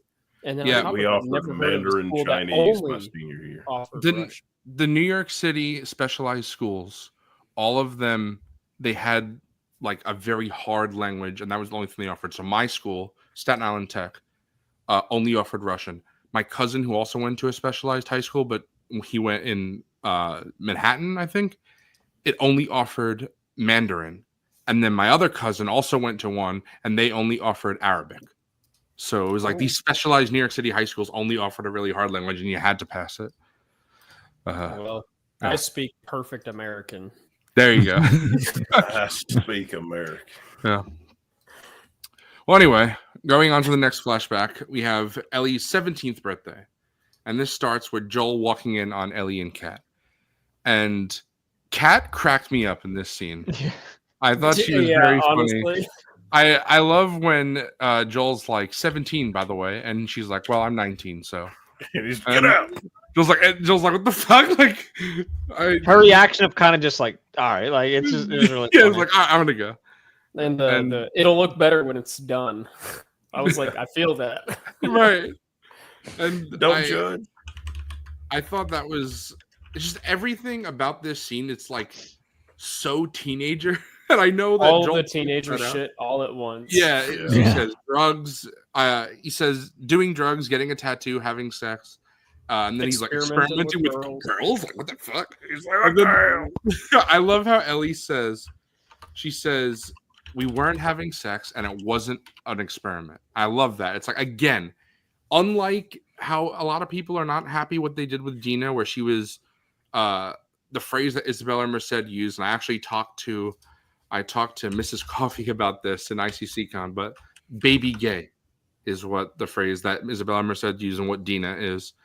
And that's just not Ellie.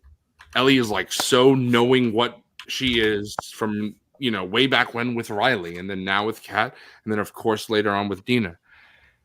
There's no experimentation. Ellie is a lesbian. That's what she is, and she knows, and she's very secure in it. And I love how this is the second time this episode that it comes up, and Joel like doesn't get it, which makes it towards the end when he does get it, and he's so great about it. Because I always like that scene in the game of when Joel is like, I don't know what Dina's intentions are, but she'd be lucky to have you. I love that line. Yeah. So these two scenes kind of build up to that Joel is like working his way towards that. But I also love how then Ellie says two other lines in this scene, which are great, because she says, I'm sorry, except I'm not. Again, because why would she apologize? She's not doing anything that she views as wrong. And I would argue there's nothing wrong. So she has a very, conflicting view of Joel, not about this, but then Joel says Just that, their yeah, but it's relationship. right. And Joel says, my house, my rules. And Ellie's like, is it though? Because I you love don't do that. It's like, well, this isn't anything. Yeah, it's Communism. your house, my house, given. And The I communism of thought- the community. right. And I thought this whole scene with Ellie, I was like, people say Bella isn't Ellie, but they absolutely are, right? This is Ellie 100%. And I really enjoyed seeing that. And going back a little bit, just Pedro walking into the room, he's like, what the fuck? And then Ellie's like, what the fuck, Joel? And Joel's like, yeah, what the fuck? Like, what the hell is going on? It's so dad. It's so dad. I love it. And he walks in, he's got his shirt tucked in, he's got a cake. It's like, bro. yeah. He's Bro didn't full get the dad memo. mode, bro. Yeah, Right. He's like, I got this cake. Gonna do my thing. yeah, What the fuck? it's just so cute. And you even look at the poster on the door. It's Kurt Cobain Flicking off. yeah. flipping the bird. And again, just I again, as a big fan of grunge music, I love that Neil is too. And he puts that onto Ellie. Ellie has so many, Nirvana poster in her room and all stuff like that. She apparently had a Matrix poster in her room, Yes. which they had to get rid of when we see Eugene later on because, they didn't want to Yep. conflict there. Yeah. So that was cool. But I like how Joel is so out of his element here because he didn't have to deal with this with Sarah. Sarah never reached this age of the rebellious teenager. So Joel is like, what the fuck? He's I out of don't his know what to element. do. Right. So he goes to Gail, which again, love to see her. And just from the moment you see Gail, I'm having a great Show time. is Just finally smiling and good laughing. again. Yeah, there we go. But I love that she's reading Earth Abides, which it's an apocalyptic novel where Ish, the name Ish, Last of Us fans should know what Ish is, who Ish is, came from. And that's a huge inspiration for Last of Us. David Benioff's City of Thieves is also a huge inspiration of Last of Us Part 2. I was wondering if we would see that book come in. Maybe we will, but I love how all these little things that are inspiration for Last of Us, Neil puts them in there a little bit because he's done that because constantly the now. civilization in that book is the very Seraphite coded. Right, or right. They're inspired by. But so already seeing that, I'm like, oh, that's cool. And then Joel just starts talking, and Gail says, "Is there a doctor's in sign on me like Lucy from fucking Peanuts?" And I'm like, I love you. That Gail. one got me. That got me. That got me. It's big God, so time. good. I laughed like a month. Yeah, Gotta and get then that classic the pixel sunglasses go over her eyes, put her tongue in her mouth, fucking 2005 meme. right, and then I also love because again, with no offense to people who do believe in stuff like that, but I am a very non-believer in things in general, just not things. It's just not how I am as a person. Sometimes I wish that wasn't the case, but it is just my personality. But so I love when she said some doctors have studied dreams, mostly the dumb ones, and that made me laugh too. Gail is just such a fun character, and I did not expect it. Like when she was cast, I know Austin, you said you didn't know until you saw her in the show, but when she was cast, I was like, okay, it's going to be a little bit one episode, maybe even one scene part, and probably won't care about her, but it'll be fun to see because Catherine O'Hara is great. Nope, she's in a bunch of episodes, and all of her scenes are great, and I feel like we know her as a character, and just I love her. I know Dr. Forgon loves her. I know we all. I mean, I love her, but like, come on, bro. What are we doing? How much more? Keep coming. I want her to be in the theater. This coming at the aquarium. Like, let's go. If you know what, fuck it. I don't even care. I don't even like this show anymore. I don't even like That's this show crazy. anymore. Gail and everything. I do like also how Joel is so confident. He's again like when he's confident about Jesse and Ellie having a thing. He's like, oh, it's moths. It's like change and growth. And Gail's like, nah, that's butterfly. You dumb motherfucker. This is this is about death, bro. I gotta say that's also very interesting that they brought the moth stuff up, because in the game, like the moth is never explicitly really explained. It's just imagery that's constant throughout her diary, throughout like on the guitar. Like it's imagery that's seen all throughout the game, but it's never talked about or discussed. But it's like, and I never really read that much into it. I know there's always like been theories about what all it means, but I don't know. There's different iconography in the game, obviously, with the fireflies and their whole like looking for the light thing, and then you have like the wolf, like the WLF literally being wolves. And Right. There's just kind of different iconography, and like Ellie having the moth. Like I never really looked too much into it, but it's interesting that they chose to kind of try and flesh it out and talk about it, like mention it for sure. straight up, just bring it up.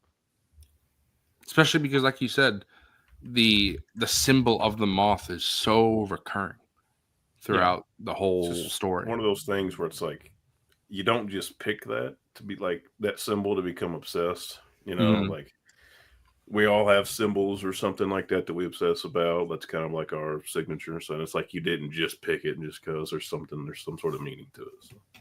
Right. Yeah, it's interesting that the video game handled the moth with a lot more nuance than the Prestige HBO show that felt like it had to explain it to us. Yeah. But does moth symbolize death? Is that a thing? I have no fucking clue. That's what I'm saying. Because that's what I'm saying. I don't think the show is really giving an answer either. It kind of feels like Gail's almost talking out her ass. Because I never even. He's like, leave me alone. I'm eating my omelet. Because even like moths aren't moths kind of attracted to light as well? Like most insects, or are they not? Yeah, Yes. It's both. I think it's both, bro. Like I think it can mean change. Okay, a very, very quick Google search says that the symbolism of moths represent mystery, intuition, transformation, the cyclical nature of life, and death.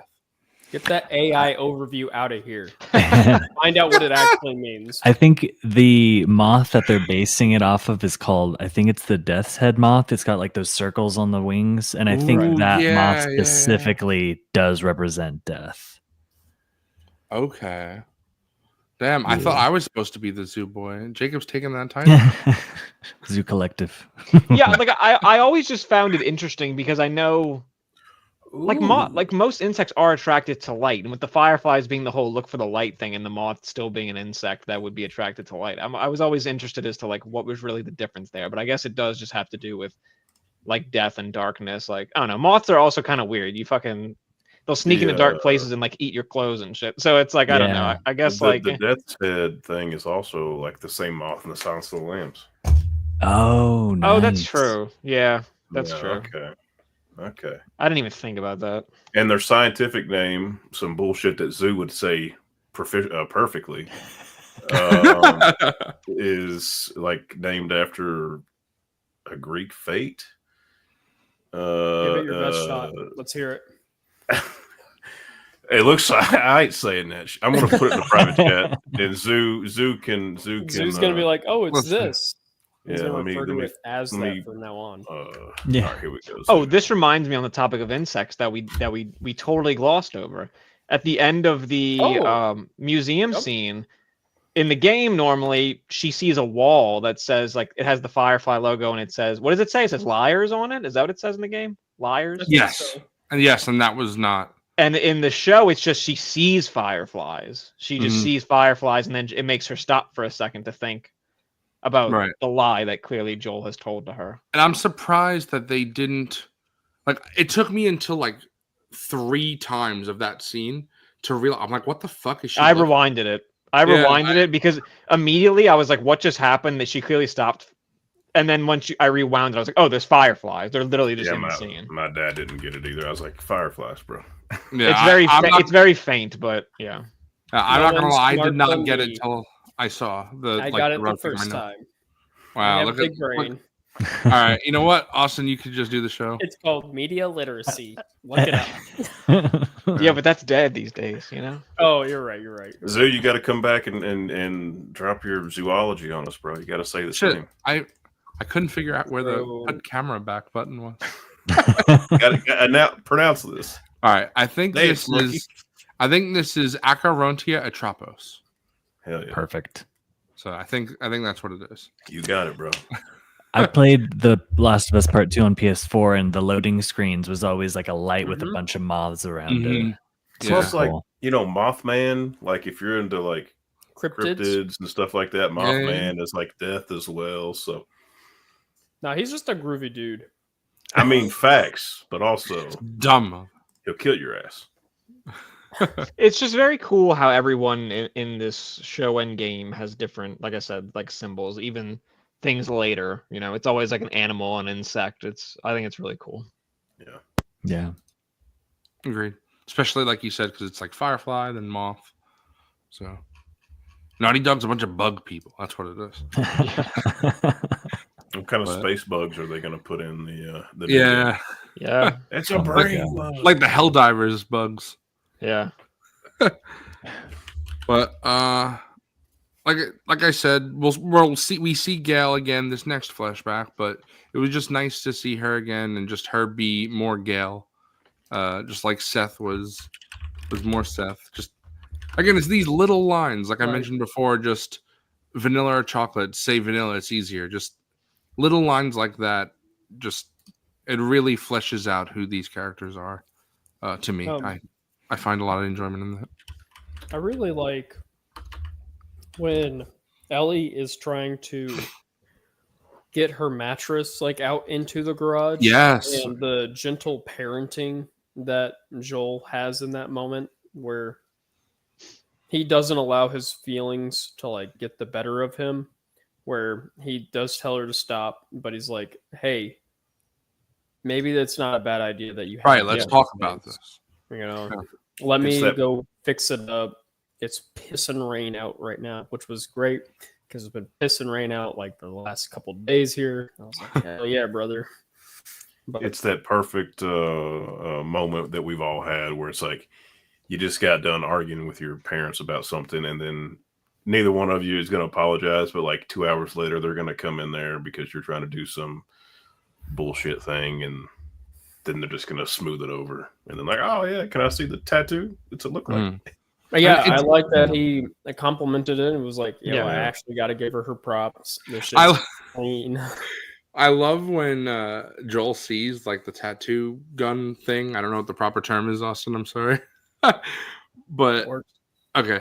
But he's like, "What the fuck was this?" It just Yeah. again, it's just so. I really laughed at that moment. I was laughing this whole scene. Just Yeah. it was so fun. I- And Jedi ahead. Master Joshua also brought up that in the scene. He also had a chocolate cake that time going into Yes. going into yeah, Yeah, he must have given him some more Legos for the chocolate. yeah. Yeah. Yeah, What look, he's learning. He's prepping. You know, he Yeah. asked him a few days in I also advance. just love him grabbing the joint and like putting it down. He's like, Yeah. drugs. That's just so stupid. Right, just all this teenagers. The tucked in shirt just killed me. Oh. It really that like really made me laugh. Hank Hill looking motherfucker. Because like he he never, showered after patrol. Yeah, yeah, because you never really see Joel with his like shirt tucked in like that, really. yeah, it's just I love that dad he- Joel in the moment. He's angry, but he puts down the cake. Yeah, he's like, It's what like, the? Exactly. It's so dad. It's so dad. This And cost I me a also- fortune of Legos. You know, he practiced like what he was gonna say too, like down like in his room when he was getting ready. He's like psyching him up while he's combing his hair. Like, all right, I got a great dad joke.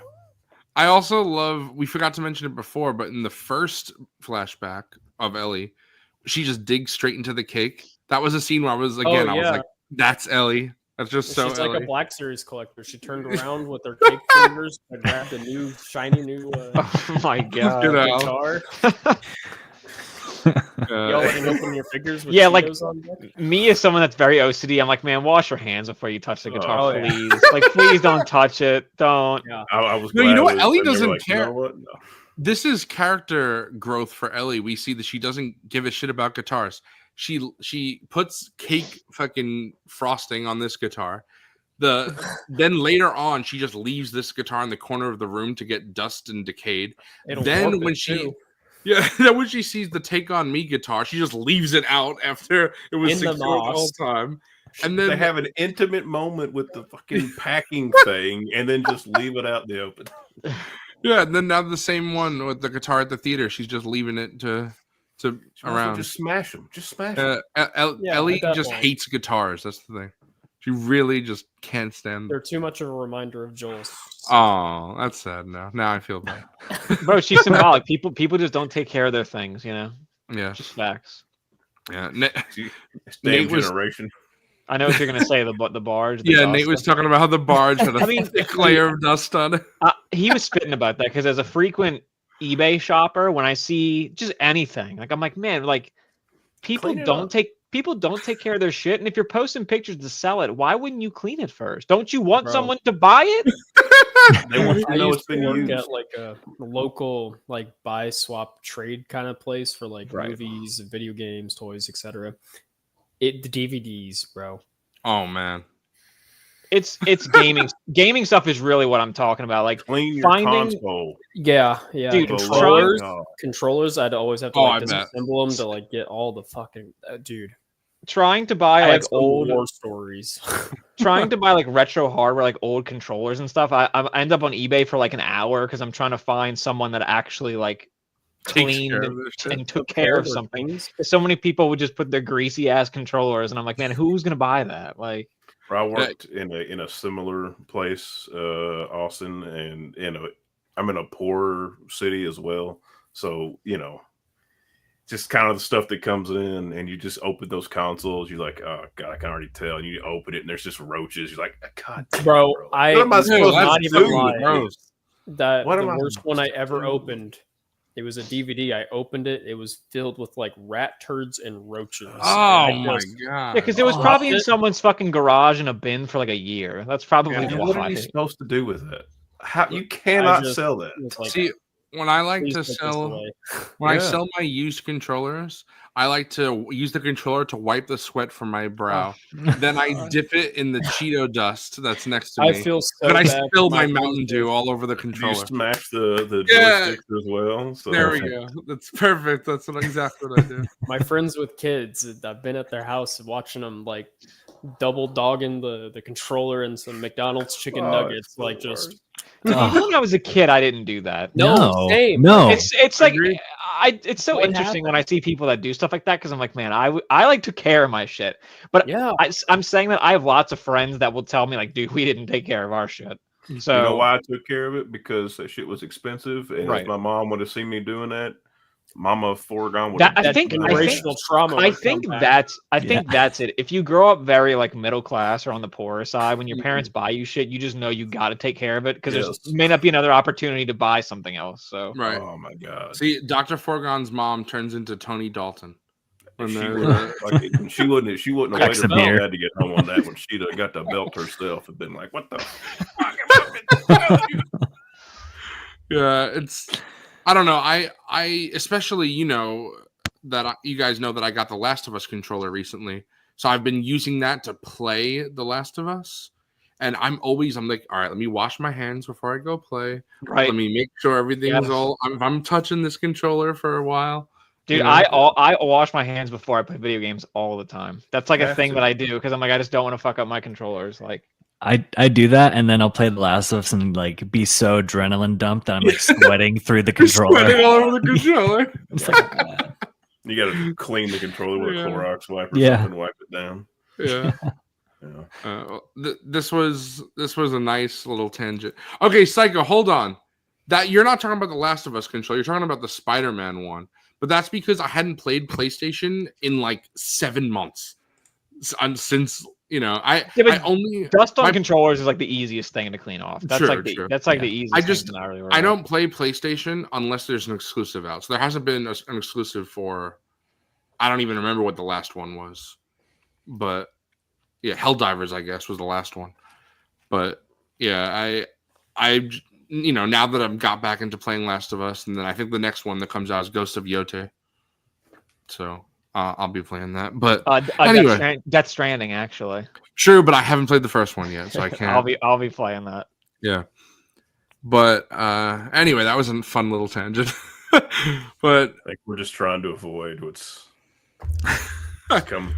well, we still got one flashback before that because we have Eugene's Yeah. flashback.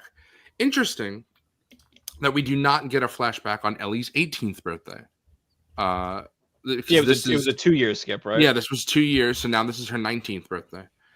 And I love how it starts, kind of like that. I forget which one of you were just saying that Joel was like rehearsing. Like you bet that Yeah. Joel was rehearsing that. Yeah. Now we see Ellie literally rehearsing, trying to finally have some of her questions answered as to what happened that day at the hospital.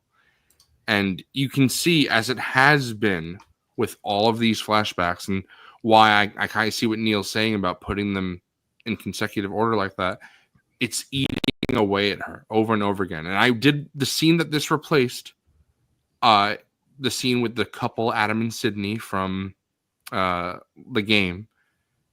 Ellie says things like, too bad they weren't immune, right? And you just see she has immense survivor's guilt. She always has, right? Ever since Riley died. It was Riley, and then it was Tess, and then it was Henry and Sam, and now it's Joel. And so many people in her life are dying. And she knows that a lot of it could be prevented if she just would have died at that hospital. And obviously at this point, she doesn't know, but she has a very good idea. That's why she has all these doubts. She has all these questions.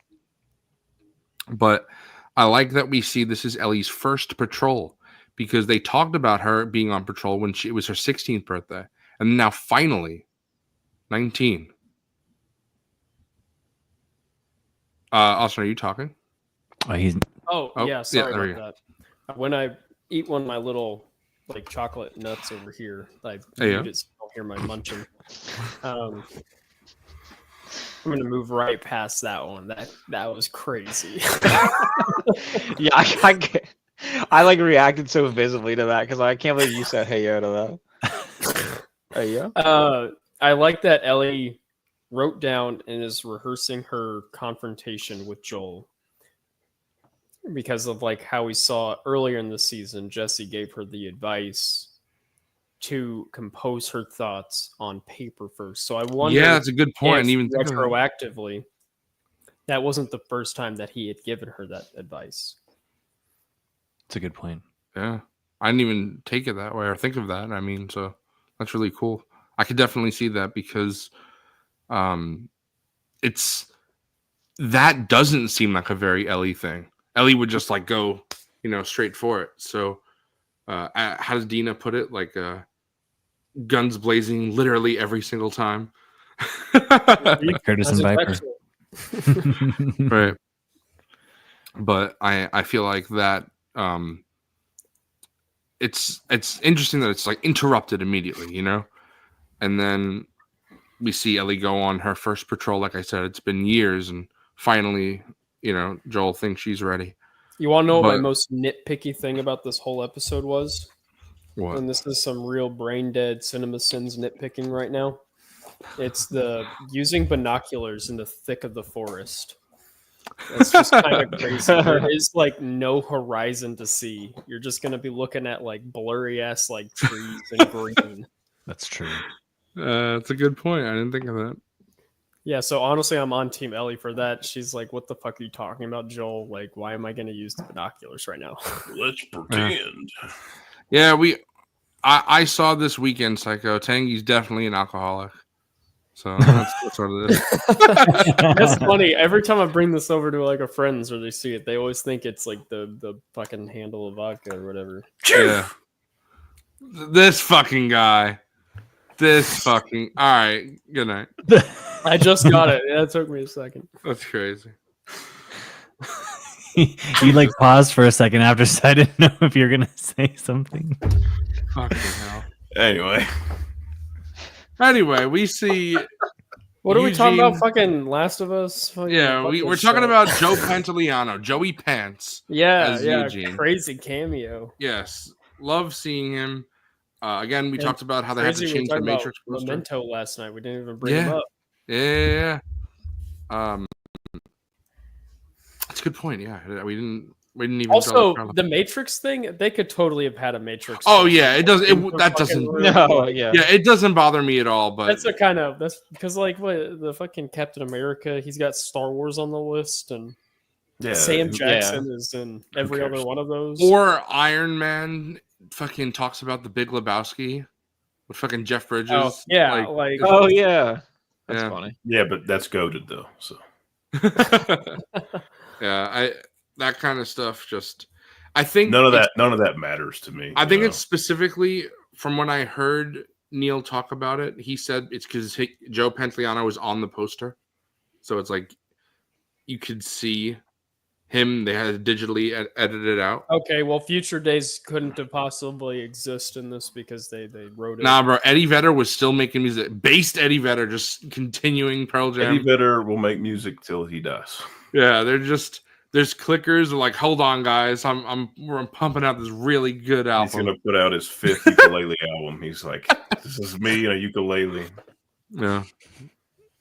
But I love the beginning of this scene because we see Ellie tell Eugene to hold out his arm and count, which is exactly what Tess and Joel told her to do. And then she showed Dina as like, look, I'm fine. And I like how Joel really isn't doing anything wrong here. He's following the rules of the community. As we see, the community is very strict. If Joel were to bring Eugene back, I think Maria and the council would kind of be pissed because they would be like, we have rules for a reason. Yeah, and like, what if like he didn't have as much time as they thought? You know, Right. they don't know. It's like, what if he did turn? Really Exactly. quickly?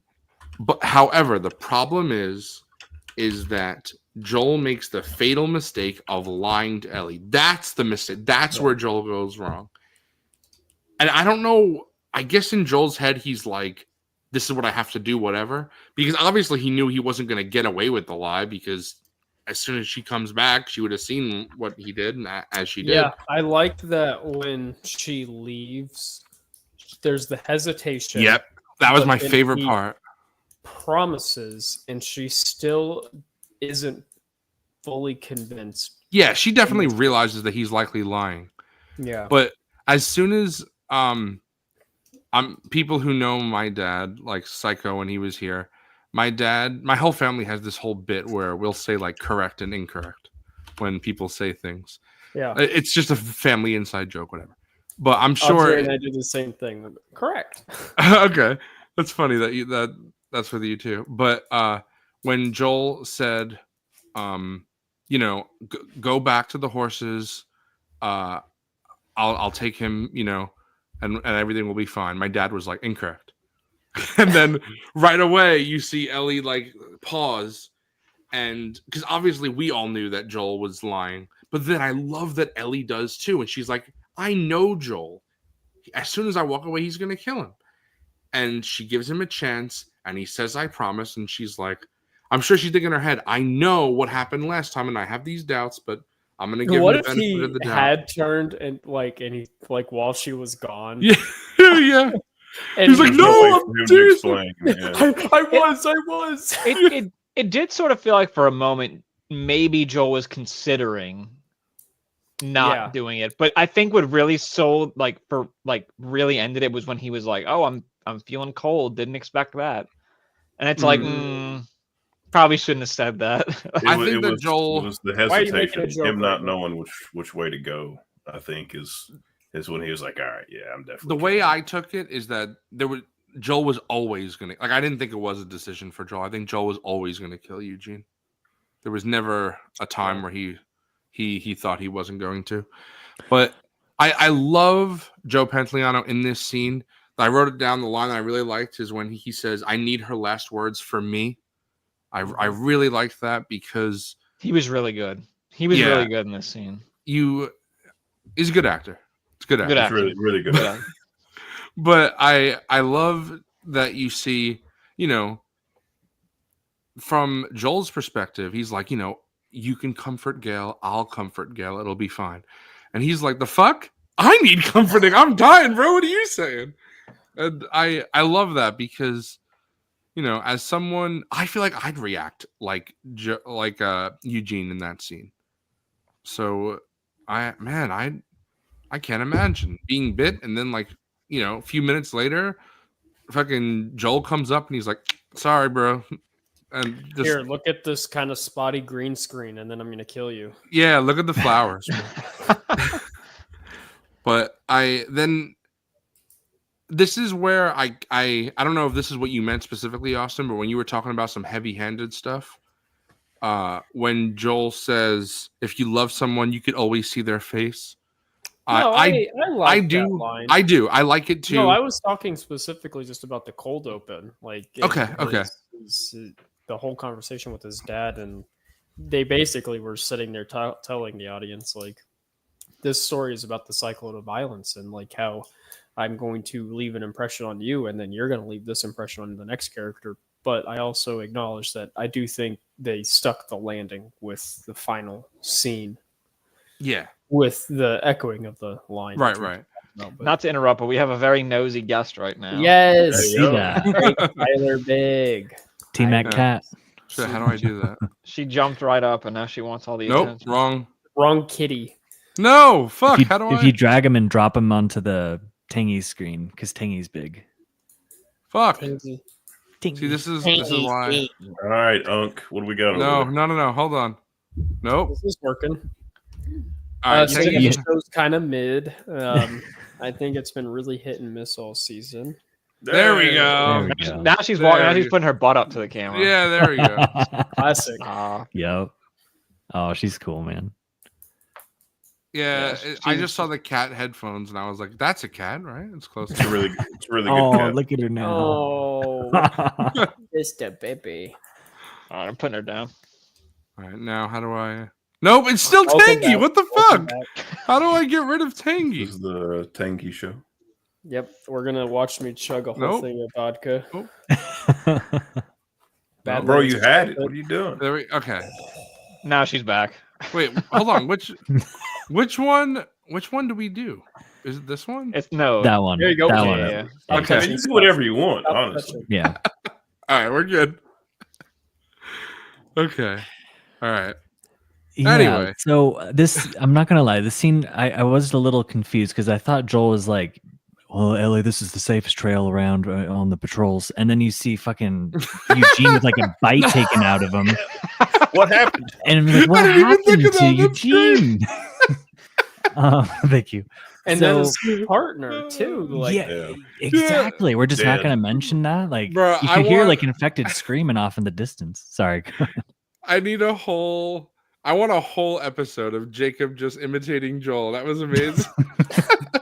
Ellie, get out your binoculars. Got to look around for the infected. Well, don't worry. There's nothing here, though. This is Yeah. Yeah. Just training two ground. squirrels. Two squirrels. Fucking. That's it. Oh, that was a funny line too. I mean, this Yeah. scene is like this flashback is fine. It's like the back half of it is the problem that I didn't like because it's just kind of like, I know we didn't get the other thing, and so they're wrapping it all into this one. Mm. I just That's don't crazy. get- I- That's crazy, Psycho. But any askers? Or? Do you? I mean, do you? I don't know. It's interesting because obviously they don't do the Salt Lake scene Yeah. Mhm. where she goes to the hospital. But I guess, like, how far is that from Wyoming? Probably a ways away. You couldn't. Yeah, I mean, Probably- it definitely was. Yeah. There's this weird thing in video games where like locations don't really. There's no real distance between them. That's And, like- it's funny. I mentioned it before. Playing Death Stranding, like that game's all about reconnecting America, and you're slowly going across the U.S. And it's like there's no real distance really. Like, I can't remember know. if they said it in the podcast or if it was in that article that you mentioned, Zoo, where they were like they got rid of that one because Yes, it was the It's- podcast. it just didn't feel like it would realistically fit. You know, No, and and I will- I understand that 100%. Yes, I will admit. Yeah. I want to hear Austin's opinion on this, but I'm pretty sure. Yeah, he said he could hear us when he steps away to go to the bathroom. But I know that when I played the game and then Ellie is in Salt Lake, I'm like, okay, how? Because And part 2 does that a few times where people Yes. get places very, very fast. That's something that really doesn't right, bother me that much. I know the last season of Game of Thrones had a lot of problems, but that's something that has never really bothered me because it's like you just have to kind of imagine in your head, like, even though you're not seeing it, they traveled. It's not like Yeah. it's not Yeah, that and big of a deal, but it- I get it. I like that they changed it because I felt that it worked. Again, when we get to the porch scene, we'll talk about it more. But I feel like it did work to combine those two scenes because, as I said, when I played the game, that was something that even that was way before the show when I played Yeah, no, the game you when it mean- came out. I still at the time was like, this does feel kind of strange. Especially, it's more strange that Joel was able to follow her and was Mhm. seemingly not far behind. Yeah. Because Yeah. Like- No, you're not. and wrong. how did they I just- not catch up until then? Like I don't know. It Yeah. just a lot of it. I just like it that seems a whole- little strange. I like them like confronting each other there, like in the game. I like the questioning and all that taking place there. But you're not wrong and neither was Craig and them for the show. That it works much better this way. And the whole stuff with Eugene, I mean, that was very emotional. Like it was good. It was emotional. He did a great Yeah, job.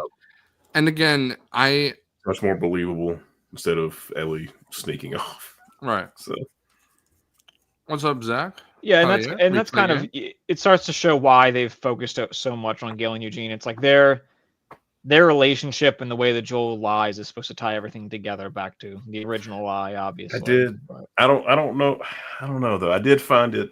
Maybe it's just me.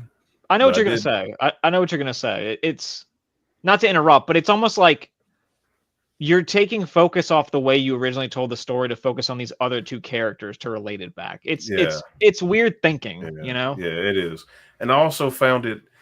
I mean, I knew that they were gonna do this anyway, as like that's what they're building up to when they get back to the city. And Joel's like, which I don't know if we want to go straight to that or not, but Joel's like, I'm gonna just tell Gale what she needs to know, and it's good for everybody. And then it's like, That's another lie too, Tally. yeah. and I you mean, just he know- says I'm only going to tell her what she needs to know, but even in that way, Joel's kind of lying yeah, to and Ellie then because yeah. he lies again. So And then it's just so abrasive to see Ellie be like, actually, that's not what happened at all. This is, and they had to do it to get to where they needed to go, but it just, I don't know.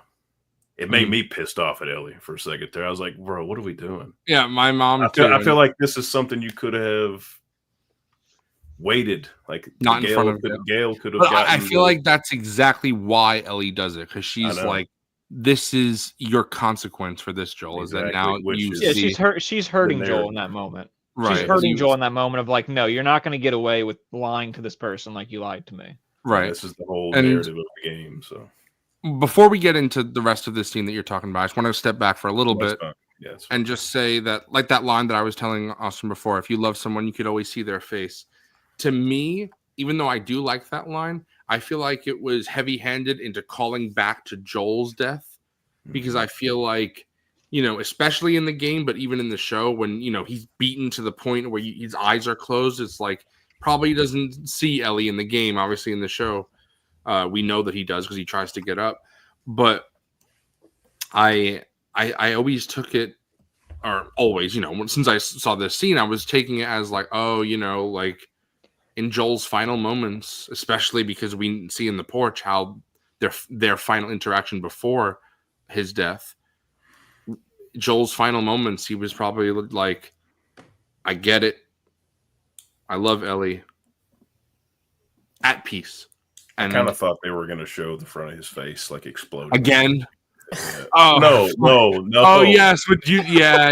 When he was like, I thought so too. I was like, we're going to stay right here. We're they just going kept putting the camera there. I thought his actual death was very tasteful. I liked the sound Yes, design, with- how and the how birds. the birds. Yeah. Yeah, 100%. beautiful I shot. agree. Beautiful shot. Absolutely. Yeah. But then again, to go back to what you were saying, when Joel says, "I'll tell Gail just what she needs to know," and then Ellie's like, "Nah," she tells her the whole story. My mom, as soon as Ellie was like, "That's not what happened," my mom was like, "Oh, come on, Ellie," and this is where I think the That's different when my dad views. got really pissed at Ellie. He was like, bro, come on. People who know me, I am a very honest person. I'm not going to say that I've never lied in my life, because of course it happens, but I try my absolute hardest to never lie.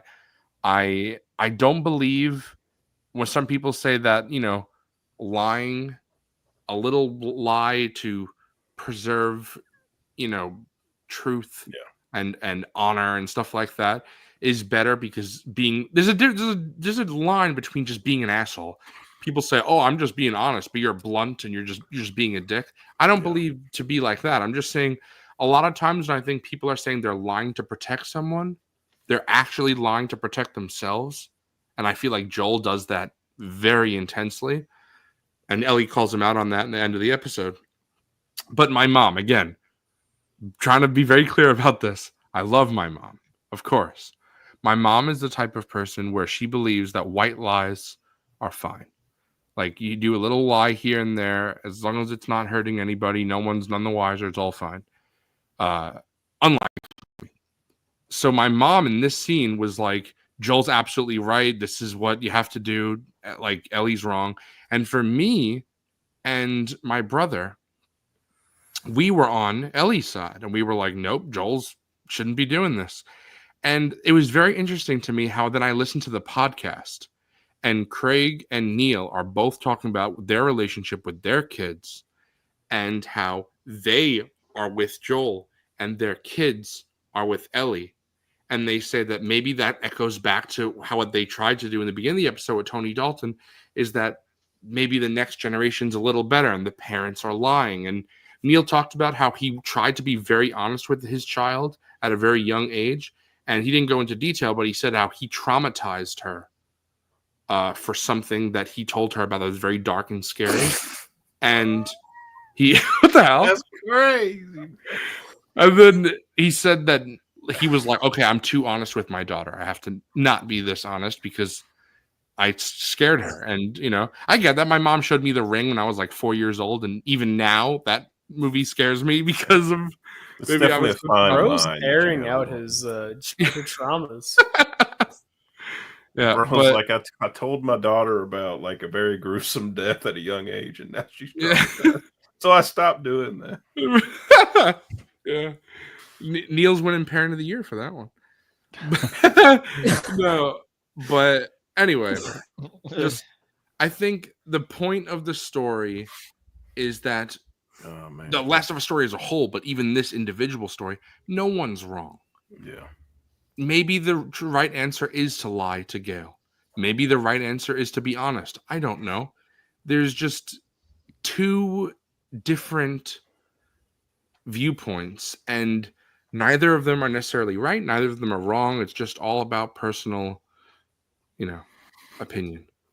And I think that, again, where I would call back to the heavy-handedness is Ellie's Joel shot him in the head. It's like, okay, again, we get it. Joel shoots people in the head, but maybe I'm wrong, but I felt like that was an intentional callback to Abby's dad. You know, I don't know if you guys felt that way. Yeah. Because I mean, it could have been. Yeah, I mean, I guess.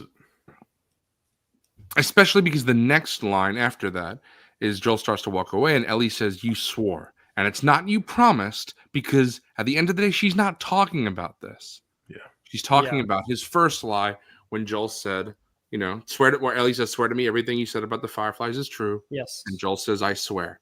And I felt like in this scene, again, this is like the second or third time I'm doing this episode, Bella killed it. The dread and emotion on her face, and I just felt that they did such a good job of portraying Ellie's frustration and anger and how hurt she was. Because as angry as she is, she's also hurt that Joel keeps lying to her over and over and over again. And when you love someone and you catch them in a lie, at least in my experience, that devastates me. I've been lied to by friends, I've been lied to by family members, by significant others. And if I catch them in a lie, it always hurts because I'm like, you didn't have to lie. Yeah. There was one story, I'm not going to get into it, but where a family member of mine lied to me about something, and I was like, you didn't have to lie, because the truth, I'm not mad. Like, I would have respected you for telling the truth more than if you just lied to me. And I think there are like levels to it, you know. Oh yeah, absolutely. Like my mom is probably right about little white lies being fine. Like, It's just that's like I honestly, I really did enjoy this scene, this whole the whole segment. Eugene stuff. All, So do you think all it was the worth the remix- build-up? For me, I guess, because we've Okay. just been, memeing on the whole Gale and Eugene stuff like all season. So it was kind of like Yeah. fun for like a payoff, like for like me because of this. I don't know how I would have reacted to it without like all of this. I'm like even more biased now, I'm not just like a person who has played the game and I'm comparing it to the show. I'm now a person who has played the game, comparing the game to the show, talking about the show in excruciating, detail. 3 hours a week. Yes. And then not even just that, but like in long like after shows or conversations that we have, like the Eugene buildup, like was it really like a buildup? No. Are like people they just who kept aren't referencing. like watching the show like we are they really like on the edge of their seat, like wondering like what this Eugene thing is? Well, I think the reason why I view it as a build-up is because as someone who watches the behind the scenes and then the podcast, it's like Neil and Craig mentioned multiple episodes. Like they were gassing it up. they're like, They we're were- gonna find out what happened with Eugene. We're gonna Right. see this whole story. And I was But- like, I feel like nothing was a surprise. I would It say was no. good. No, For me, I would say no. I would say that it was good. it was I just satisfying. feel I feel thought, like it wasn't a because- huge surprising thing. It was satisfying for me, at least, because I did enjoy the Bella or the Ellie versus Joel at Eugene's funeral is what Mhm. I kind of called it in my notes here. Because I think Tyler and Michael, you both touched on it. Having this kind of reblended scene of their confrontation being like right outside of Jackson on a patrol, I do like a little bit more than them globetrotting to like another state to have this confrontation. And Ellie in the game, if I'm remembering correctly, she does leave like by herself, Yes, and then Joel catches up to her. So that's why I always thought that was strange. It was a nitpick. It didn't bother me in the game, but it was something in my head that I was like, that's kind of weird. It works for like the narrative, but the jumps in logic you just have to kind of be on board with there. But I did like this. I don't think you've touched on it. There is no wrong, there is no right. Because I think both characters are justified in their moments, because Ellie is talking about Joel's massacre in the hospital. And but even then, you Joel could justify is- that either way. Joel is right, in the circumstances of this apocalypse where the infected are so aggressive to just, okay, you're bit. I'm sorry. There's no if and or buts about this, but I can't take you back to town. Like, Especially because we see how strict Jackson is, and that's why, Joshua, I don't think that you're wrong, because who knows? It's probably You what know? would have happened Right. had they gone back. That's Joel here is in the right. yeah, his In my- white I lie see. to Gail is just to, comfort a grieving woman who has just lost her husband. Exactly. But I- Ellie is upset for completely other reasons, and it's not Mhm. unjustified that she would have this And that's why irrational, explosion at him. It's years and years of build up and not willing to confront him, and something that's just been chipping away in the back of her head. exactly. it's And that's why just before unfortunate that it was this public display, which is yes. a very realistic, Yeah. the uncomfortable position to be put in. Like, people do have these moments where it's like, unfortunately, we don't always get to pick the time and place for really intense conversations with people that we love. It's sometimes just like I drop something and crap, here it all comes out. Yeah. And that's And why they were all, they were all perfect, like with their Mhm. reactions as soon as, Yeah. Dude, Catherine Tyler, O'Hare, oh, just the that was- the way that she's Clapped you. crying, that the- was heartbreaking. And then fucking, retreating Pedro, into Tommy, and the get away from me. yeah, Yeah, the Pedro please get fell away. over, like, Yeah. what the Uh, fuck? I can't believe you.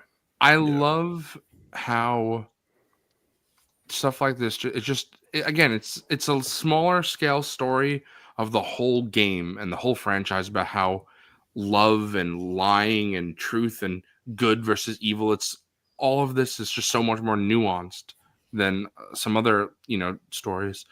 But what I like is when I said earlier that I think Joel is in the wrong here, it's specifically because of his lie to Ellie, because I think the whole thing of what he does with Eugene and even the lying to Gail, like Austin said, it's to comfort her, and it's this. There's no problem with that. It's just Joel should have taken Ellie aside and explained to her the situation. But the thing is also is that I don't blame Joel for not doing that, because maybe in this moment, Ellie just wouldn't take no for an answer. This means something to her, but at the same time, Joel lying in the same way, saying "I promise," just like he swore last time. It makes everything bubble up, and of course, like I mentioned before, Bella just doing a fantastic job. But Yeah, of course, that was great. it leads into the final scene that we've all been waiting to talk about. We got a half hour if we go past. All right, I'm out. We'll go. I'm sure we'll probably go longer than a half hour. This might be our longest episode yet. But 9 months later, we have the porch flashback. Which, before we get into No, let's just skip New Year's. What are we gonna say? They chit chat with No. The Maria even- with Maria, Yeah. there's a little scene. not even about New Year's. What I'm talking about, although that was cool. Again, Because this it shows- episode was so good up until now. Fuck. It shows that all the filming.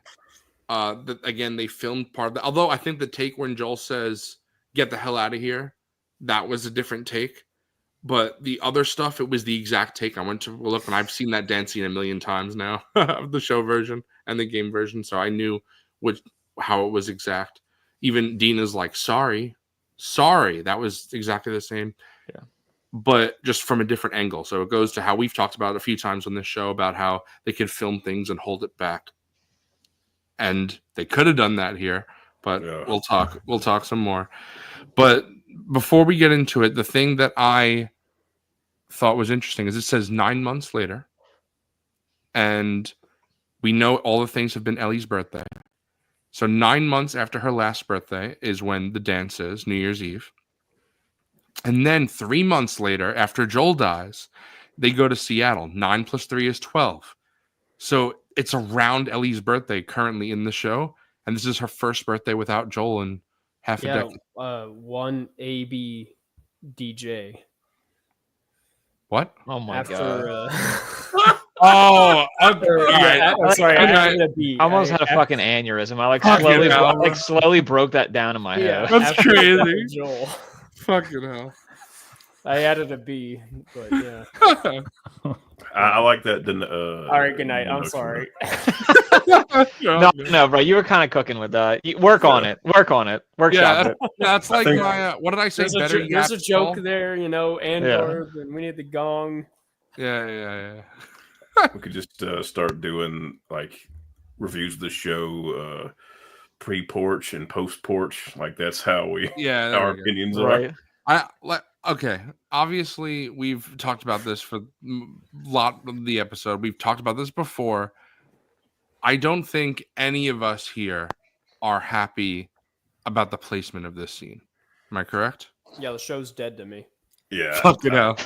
I fucking hate. I know we, Yeah. Jacob. I want to hear you because I know you haven't talked much about the placement. So, what do you? Does it bother you?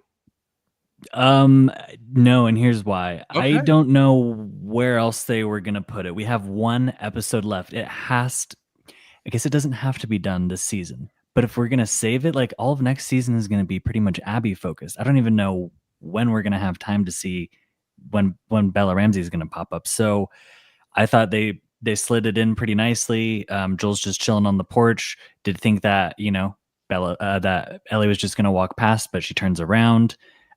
This was my favorite scene of the entire episode. It, like I said at the beginning, it truly, genuinely moved me. I thought Pedro's performance was incredible. So I felt like the flow kept going. I mean, for me, I didn't miss a beat. I was folding clothes, watching it intently, and yeah, loved the whole thing. So I'm interested to know why you guys think that the placement is a little skewed. It's.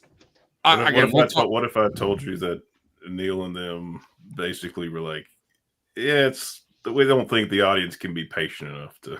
Yeah. Well, I will read. Hold on, you're paraphrasing a little bit. I will read specifically because you're right, but it's. Oh, more so all my specific. suspicions have been It's a validated? little more Yeah. specific. interesting. But obviously, the elephant in the room is that they moved. I can see the scene. Matrix. I got to go back and give it to Austin. Obviously, the elephant in the room is that they move this scene heavily up because it's not even halfway through the story right now, and this is essentially the final scene of the game. So that's a huge change. Okay. However, Neil said in the podcast and in the interview that this is the most important scene in not just the game but arguably the series. He said this is to him it means everything. So he had to make sure that they got it absolutely right. He spoke to Pedro and Bella and he told them how important this was and they needed to get it right and how they needed to give everything that they had because of the last time that Joel and Ellie interact besides, Joel get up, which is not really interacting. And I agree. It is my favorite scene in the game. Again, when we see it is very important to me. Yeah. And when I first saw it, I told my family, I'm like, beautiful scene. I cried, but I don't like what this means going forward. However, then I started looking back and I see first thing they do is that they already kind of ruined this because of last episode with Nora. I spoke I to go this. spitting. Honest, I'm sorry. I just Yeah. ripped Right. comic No. books. I 100% agree. But Wait, what did Neil say? Did you yes, I have it. I'll get to it in a sec. edging me? But yes, I'm sorry. But right before I say that, what I wanted to say is when you see how in this scene, how I think Pedro and Bella do a fantastic job about how seriously they take it and how important it is. They were great. You still, it didn't compromise it for me. I was able to separate, like, I hate that where this is, but I still love this scene. Like, I was still able to do that. It's not like Yeah. me Yeah, hating it. 100%. like I was Yeah. still able to really enjoy the scene. I agree with Jacob. I think this was my favorite part of the episode, even though I hate everything else about it. Mhm. Like the performance was And incredible. then Yeah. So we'll get into all that. but- Like I'm gonna- it makes sense why they placed it where they did in the context of this episode, Mhm. Mhm. Sure. Yep. but it doesn't make sense in the broader scope of the story, specifically for what Psycho is saying. 100%. This is Yeah. the emotional climax of the entire story, And and it deflates so much of the stakes moving forward because it's the game is withholding this from you because you hate and you hate and you hate, but at the end of the day you don't know. You know where the hate's coming from. Abby has killed Joel. That's where our hate is coming from. Audience, gamer, whatever. But there's a little bit more with Ellie that we Mhm. don't know. There's that, and this is the pivotal context that we don't have. And when it's revealed, it is in the last few minutes of the game. There's like little to nothing left when this is finally revealed, and it's just that last Yeah. cut. blow over the head. Just that- when you thought you were out of it, they get you Yes. one more time. Right. It stings in the most beautiful way. And I don't want to sound like dramatic when I say the house of cards has come tumbling down. It's gone, bro. Good reference. But I am so disappointed that TV only audiences are robbed of that experience. And they can't go get it in the game Bro. because they already know. Right. It also makes revealing who Abby was make less sense too, because it's like maybe there's a world where they don't show who Abby is in episode 2, and then here, they give you the porch scene, and then you realize, oh shit, that's what's driving Ellie. We gotta fucking kill Abby. But you've already told the audience, no, you shouldn't want to kill Abby. But it's like, you know what I'm saying? Like, Mm-hmm. Mhm. revealing this now makes me even hate revealing who Abby is even more. Yeah. It's It's, just like, it's changed everything. it's almost like they should have picked one or the other. I mean, I don't think they should have shown either, but if you were gonna pick, don't do both. Pick one or the other. Like, I don't know. Hmm. I also Like- feel It was a great scene. They Yeah. both did so damn good. And the connecting tissue to that cold open really made Pedro's performance just even better. absolutely. There's so much like more baggage to a lot of his lines in that scene. Specifically the I hope I'm getting choked up. I Yeah. hope you do better, And obviously she's not, but it's like fuck, man, like Do you imagine the payoff if we would have gotten it right. when we should have Mhm. gotten it? And the Or worst part closer is to when? Craig, Neil, they have proven that they are capable of having that patience because at the beginning of this season, they showed that there was more footage at the end of the I swear scene from last season. And they held on to that for 2 years to reveal it here? What happened to those guys Well, that can hold I themselves will- back? I think after Zeus says what he has to say, I have a lot to say because Yeah, I feel like think- I know what Neil's going to say and I know where it's going to go. So just right. I will tell you exactly. Just real quick to finish my last point before I get into Neil. My point is what I'm saying is I would make the argument, and again, it's still wrong. I think it's just that I think it was wrong even before this because last episode when Nora is being tortured and she says, "Don't you know what he did?" and Ellie says, "I know," and then right after says, "I don't care." You see that Ellie, the fact that she's saying that to Nora, unless you believe that she's lying to Nora and she's just because kind of like what Dina said earlier, about, what it doesn't matter what Joel did, he still didn't deserve this. You could make the argument, and I would, that you see in that, by those two interactions, that she's already forgiven Joel, which makes this less of a reveal than it should have been. Because in the game, I feel like it's almost a twist.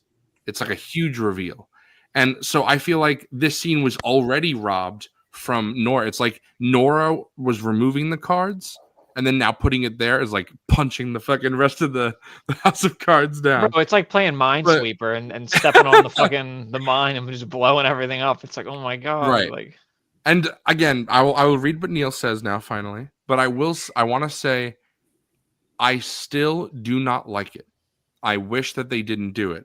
However, I don't like it, but I understand it and I accept it. I don't like it, but I get it. So Neil specifically says, if you watch Bella's Ellie this season, she wears more of a mask than Ashley's Ellie in the game. And that's something that I brought up a few times, where I said how Ellie is lying and holding herself back multiple times this season that I feel like she doesn't in the game. Here, the masks are fully off. Now Joel knows that she knows, and the last gift he can give to her is give her the truth. Since they were yes or no questions, it felt like he wouldn't even need to say it. He could just nod or shake his head, which I personally loved that part. Oh, me How too. just That they, was so because good. it's like in the game, Ellie's like, Joel, just say it. And here he doesn't have to. He's just he can't believe that he's finally saying it, but he's just, it's just nodding. And I really liked that. But the interviewer asked him, was there a pragmatic issue of not having Pedro Pascal signed beyond season 2, if that factored into it at all? And Neil said, no, it was a story decision. Craig brought it up to me, and I bought into it as soon as he said the words. He pointed out that when you buy the game, you have the entire story. You could play the whole thing in 2 days. I did. We have to take into account that the story is being delivered week by week, season by season, with more story coming potentially years later, 2, 3, 4 years, who knows. There would be a high risk of the porch scene not landing if he held on to it. Oh, you know what? They should have just revealed who Jon Snow's mom was. I gotta say, I have firmly one. disagree. You're I right. want- Jamie I want- Lannister's reveal isn't as impactful. I want Zoo to keep No. going, but I have one fundamental. No, part of that's this. it. That was the end of it was very quick. So that you he know what said. blows up Fits, the Matt. entire? Because so since the beginning of the season, right? That's been the constant question of like, why did you reveal Abby? Why did you do this early? It's like, and it's always been the same answer of, well, if we're filming these seasons years apart, who knows how long it'll go, and people can't wait that long. But here's the one argument against this: 10 years from now, people won't be fucking waiting week to week. They'll be binging the show. Exactly. Yeah. So Yeah. it's like that blows. It's like, don't compromise the art because you think people aren't patient enough. It's like here's the thing, like people watching the show, and you can just see just by reading online, people who saw Joel's death took it much more positively than people did playing the game 5 years ago. People, like, no offense to gamers out there, but I think most people watching the show are a lot more mature than the way I people agree. acted 5 years Yeah. ago. So I just don't think it's really something that they needed to worry about. It just I feels agree. like it's different with season 1 because season 1 plays out so episodic. You can change things and have the soul and spirit of the story be the same, but when so much of the spirit and soul of part 2 story is not knowing information because of the non-linearity, but then you just blow that up and show things early, it's like, well, you're changing the vision and core of what it was. Like, I understand, like, it just feels like they got kind of gun shy and was like, no, we have to do this now. And again, it's presented wonderfully. I love the through line of the beginning of the episode with his father and then the end. Like, it's all performed beautifully, but it's just going to always make me want to tell people, like, I really wish you'd play the game first. I really think that. Yeah, I don't know. The I'm so disappointed about it. Yeah, I think the reaction that the game got, I think now we can kind of say, at least me, like, they were afraid to do the same thing again and wanted to avoid. See, I'm not, I don't think wanted that. to avoid us. Yeah, I don't view it think that either. way. Yeah, I think because it's even the medium. in And the they don't have faith in that, which I would disagree. Like T-Mac just said, I would make the argument that when Neil's saying he doesn't know if it would land years later, after seeing the scene, if it was just the scene that they filmed showing it, I think it would have landed next season or the following season. It was a very powerful, well acted scene. They could still have the callback of Joel's dad, and people would remember. Oh, I think you need to give the audience a little more credit. I agree with a lot of people. Also, a lot of Sometimes people, audiences are dumb. someone but like a me, little bit right? more credit. And this is a fault of me, I'll totally admit. I have a problem where television shows and movies come out so far apart where it's like when something new's coming out, I feel like I have to do a rewatch. Now, I know not everybody does that, and that's probably a big reason why I'm behind on so many things, because I'm always like, oh, I got to rewatch this or watch Bro, this first. we're both working on Mission Impossible. Right. now. Like, and it's totally like a me issue. Like, it's the same thing when new video games come out. I'm like, oh, I got to play the first one. And I end up devoting so much time to it. And there's a lot of people that aren't like me. So it's like, yeah, there's a lot of cases where, years apart, maybe it wouldn't hit for some people, but I think there's a lot of people that are like me. There's fucking TikToks now. Like there's people who catch shit that happened in Andor, like the whole like the gun. When Vel's asking about the gun, like I forgot that was the Yeah, me too. Cyril's. I forgot that was Cyril's Oh, yeah. fucking corpo gun. Even you know? this blaster is Bix's, and this is the one that Cassian uses. Like to people kill will get filled Krennic. in. Like People will get filled in, and I think like and a lot of people do Yes. rewatches. And Big time. even down the line when a show's over, people will rewatch. So it's like I don't think you should compromise your art that Better much Call because you're Saul fucking does it all the time. There's so many subtle Right. like This is callbacks. this is why I believe, as much as I love the show, and I am very happy overall with the adaptation, especially compared to things like Halo and other things that are just Sure. not great adaptations of the source material at all. And I feel like the people behind this, Craig, of course, I Neil. think this is like actively like harming. Not the game is untouchable, but it is harming like the story. Right, but being I adapted. what I think is that, and again, for this specifically, I would still say that even for this medium, that it would have been fine because other shows, like you guys just mentioned, do it all the time, so it can be done. I do think that this is where we start to see how, unlike Last of Us Part 1, Last of Us Part 2 is so built on being a game experiential. that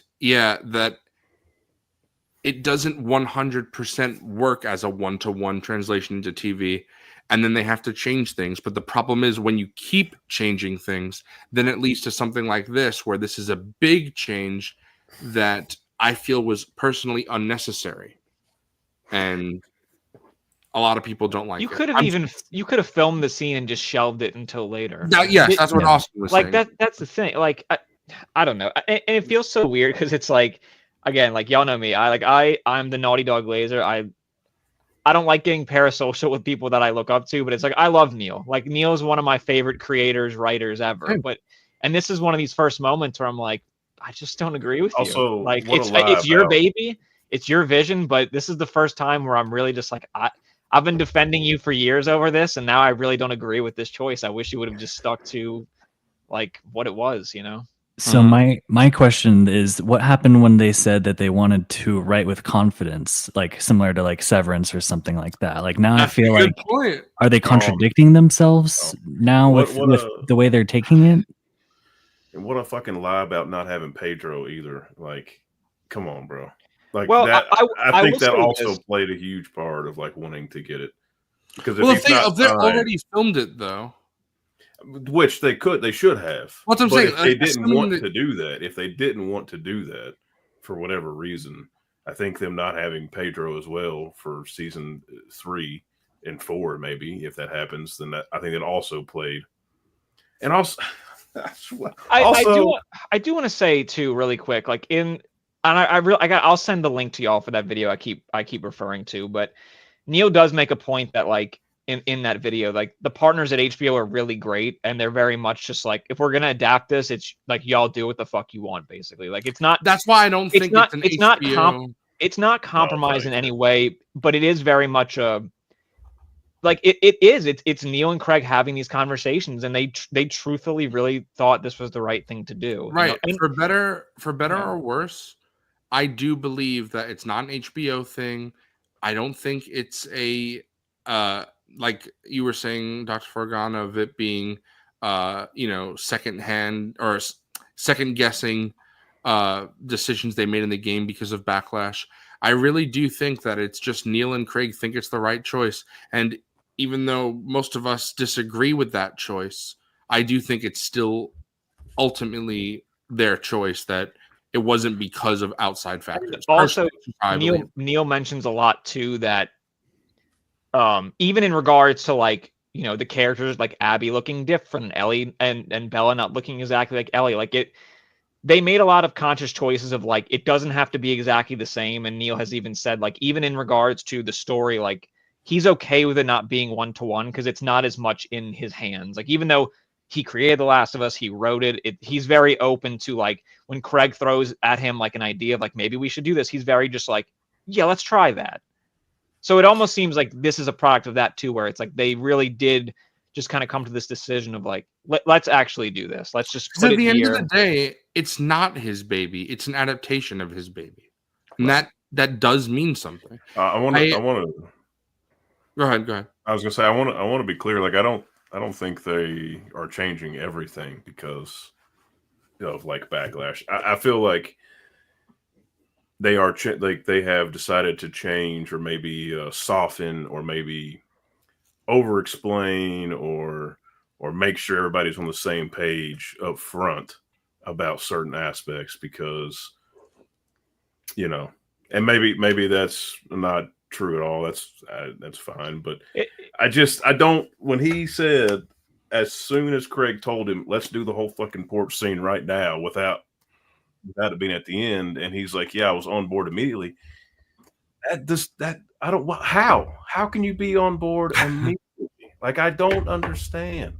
It changes the entire emotional impact of the game. Of this story is now altered, like because this is not at the where it should be. Not doesn't have to be the fucking end. It can be a lot closer to the end than what it is, and I feel like you wouldn't be on board with that immediately with no fucking convincing the way he made it seem. Mm-hmm. If you weren't already in the back of your mind thinking like, all right, maybe we do need to do this for I can understand that. X amount of reason. Maybe, yeah, we don't have Pedro when we're not filming early. We don't have, there was some bullshit nonsense somebody said 15 years ago about whatever, I don't know. I don't see how you can just be on board immediately. Well, it's talking about this being the most important thing to the fucking story of the game. I'll be so interested to see when we talk to like Justin and other people eventually to see like how they feel about it. Because like Justin not being a game player but generally really liking the show. Because online I've seen a lot of people. I mean, even some people that have played the game have been like, I really like this, but I don't know. I don't know how I can tell you it did not land with the What did correct your- impact with my father. I can tell you that. Oh, really? So Yeah. okay, yeah, I was gonna ask, what did your dad think? No. So after the show went off and we saw that, and I was like, all right, so like, how do you feel about Ellie? Like, are you do you understand what the whole situation was? Do you get on? He's like, yeah, it doesn't change anything. Still not happy with how Ellie is and everything. It's like, so this fucking this impact was wasted on you because you didn't get to take the correct journey to get here to this. That's And very maybe interesting it's because- just him. Maybe there are other shows. Yeah, because my he's parents. a weird, like, played the first game, didn't play the second one, so he's kind of in that weird in between play. God, dude, only shows, that's got to be so. frustrating for you because if like a relative of mine had played the first game and not the second game and was seeing this version, I think I would be so upset. I wish I could go back in time and be like, here's my PS5, Dad. Just play the game. Play the game. Yeah, I think that I want to talk about what my parents felt and how I felt. But yeah, that entire impact is now lost on me. And maybe when the show is over, the series is over, maybe it will have come back around or something. But as we stand now, for him, the impact is not there, which is a major fuck up in my opinion. You guys are making me see it from a different point of view, so I appreciate it. This is why I love talking to you guys about it. So, it's like I was shocked that you didn't have, which, I didn't think anybody who played the game would be like, wouldn't mind it, but it's I've interesting, I've seen civil people online because with Last of Us Part 2, it's like everyone acts so fucking crazy. But I actually Yeah. saw legitimately people online, just fans of the game, that are like, "Man, why would you do that?" Like in comments and stuff on like Twitter and like Neil's Instagram. I was like, "Damn, dude, he's probably seeing this shit." And Yeah, just that's- like we've all Not said, that the he doesn't. scene is- He never really gets phased by things, but Yeah. we love the scene and how it was delivered and all that, but then it is interesting to hear the people who dislike it like us, and people like Jacob who enjoyed it being there. So That's why I think it's what the fuck do I know, bro? I just watched the shit. What the fuck do I know? it gets That's to a why- point. It gets to a point too where it's hard to detach because, like, as a game player, because again, I never want to be like that. You hear people that are like, "Well, I read the book, and this is," Book and was you just, bad. Yeah, I and you hate roll, that and shit, you, dude. we've talked about this before. Like your eyes start glazing over because you're like, whatever. But with something like this, it's like it's so hard to detach because while I'm watching every episode now, I keep thinking. I'm trying to like think of all the differences, and it almost like gives me a headache by the end of it, where I'm like, man. it's very interesting because again, I don't think any of course we all love this game so much. It's so important to all of us. So I don't think people who are disappointed in things not being like the game, I think it's perfectly valid. But I think for me, why I'm able to just, even though I don't like this, it's like it's also not such a like an assault where like I'm over it. It's like the game Yeah. is different, and I viewed them as distinct entities. So I'm so okay with them changing something for the right reasons, or rather the right intentions. Yeah. Because maybe it's not necessarily the right reason, because I do disagree with Neil and Craig that I think they could have waited and it would have been fine. I think they got to give people a little bit more credit. However, I understand what they're saying, even if I disagree. So I'm able to just, be like, all right, that's at least I see why they did this. And like I said, I'm sure Austin's still listening, but Austin said something yesterday. Okay, perfect timing, bro.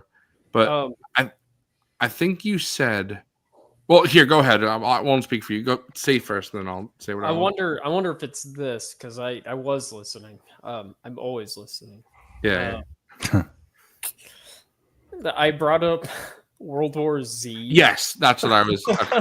Go ahead. It's Go like ahead. the first episode or second episode of this, and the author of that book at a Comic-Con like the year after the movie came out, he was talking about it, and he's like, everyone keeps asking me how upset I am or how mad I am, blah blah blah. And he's like, no, it's honestly, as I was watching the movie, I realized just how different it was from my book, that I could just enjoy it as a completely different thing. And it's kind of where I'm at with this, I guess. This is just not The Last of Us 2 anymore. This is something else. And here we are. But I Having a good also time.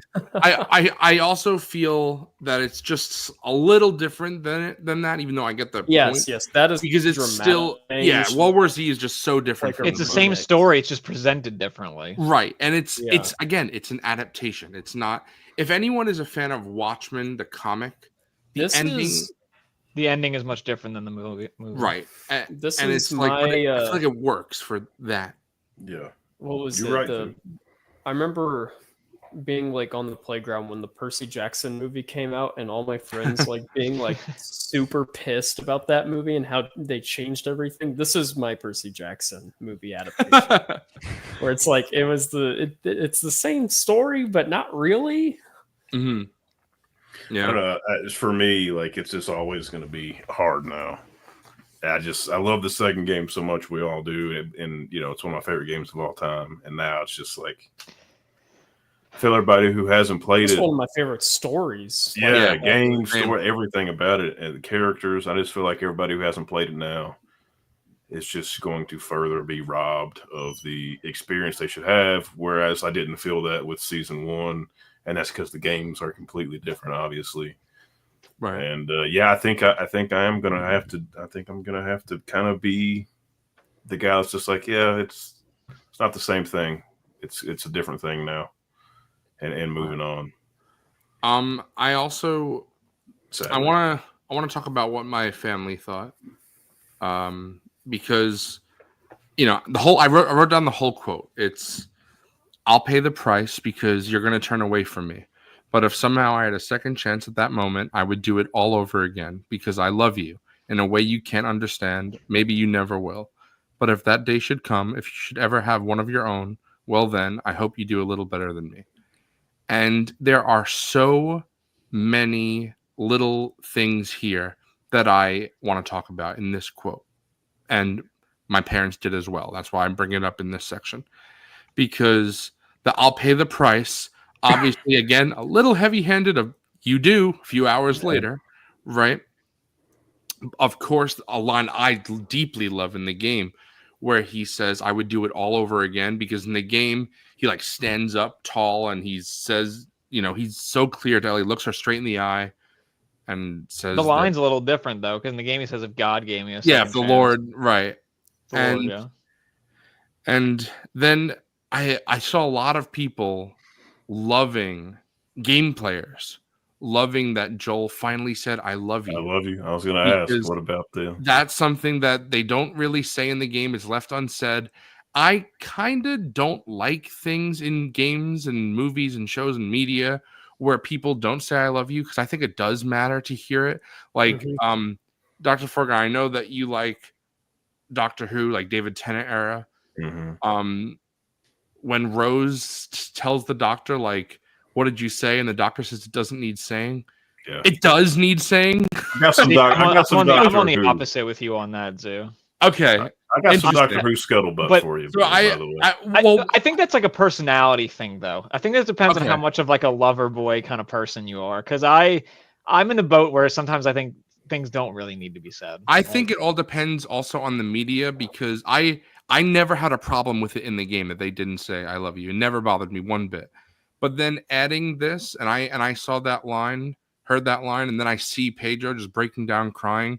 It hurt so much. And then my dad, my mom, and myself, we were all crying at that scene. And then just the fact that again, like Austin said, calling back to what Tony Dalton and Javier Miller said in the beginning of, I hope you do a little better than me. It just brings it nicely together for this episode of calling back to that. But then the line, of course, that it's, to me, the saddest line in the game, and or happiest, because depending on how you look, this is the most emotional line, which is Ellie says, I don't think I could ever forgive you for that, but I would like to try. And the way my dad described it, and I wrote it down exactly what my dad said, and my mom and I were like, yep, you described it perfectly. He said that his heart sank when she said, I don't think I could ever forgive you for this.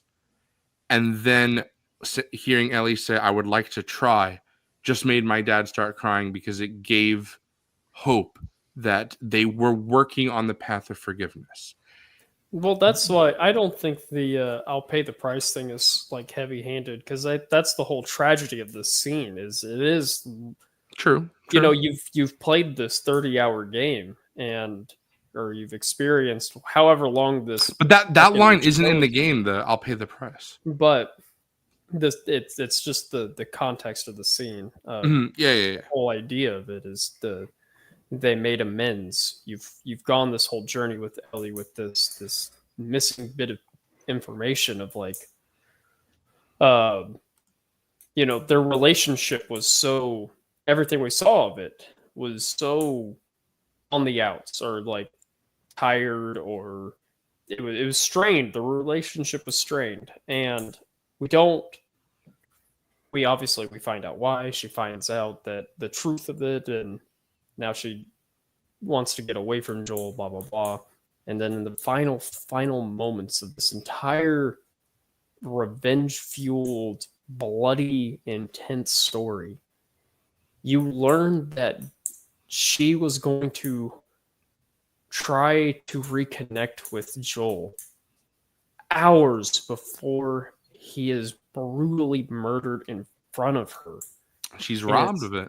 It's this just awful eureka moment where everything that you have done, everything It that Ellie has recontextualizes done, everything.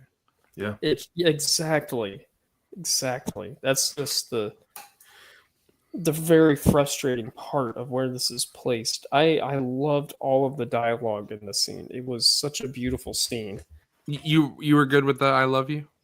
Yeah, I was. I like I, it, yeah. I really I like what you were saying about Doctor Who. I like, I didn't even watch the fucking scene you're talking about, but you quoting what I heard was like, oh, that's pretty powerful. Not that's a great way of not hearing it, but it enters this space of the audience, where you can fill in that gap yourself, and that's a really beautiful place to operate in. That just sucks, man. Especially because I think we I'm all just like sad. we Yeah. all like the additions to this scene. Like I really like how they combined this with the Salt Lake scene because it just makes more sense.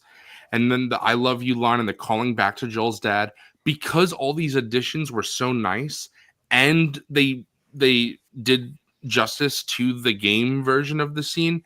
I feel like combining those two things plus with having it be at the proper time at the end, we would have we would have exploded with joy. And like All of another us would have been so happy.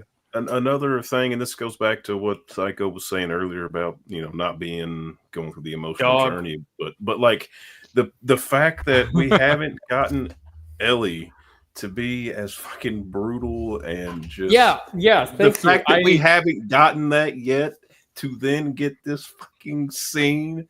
We've dabbled in Oh it. my Oh, I also God. wrote you were talking about the masks this season with Yes. Ellie. I disagree. I don't think we've got that. I think Interesting. all of the scenes that we've got of Ellie before she goes to the hospital, makes the selfish decision to go to the hospital, have been so overshadowed by the overcompensation to flesh out Dina's character has hurt maybe the little bits of the mask that we could have gotten from Ellie, where they seemed too scared to allow that character to have moments by herself. We got one that was really solid. We all praised it. We just got one.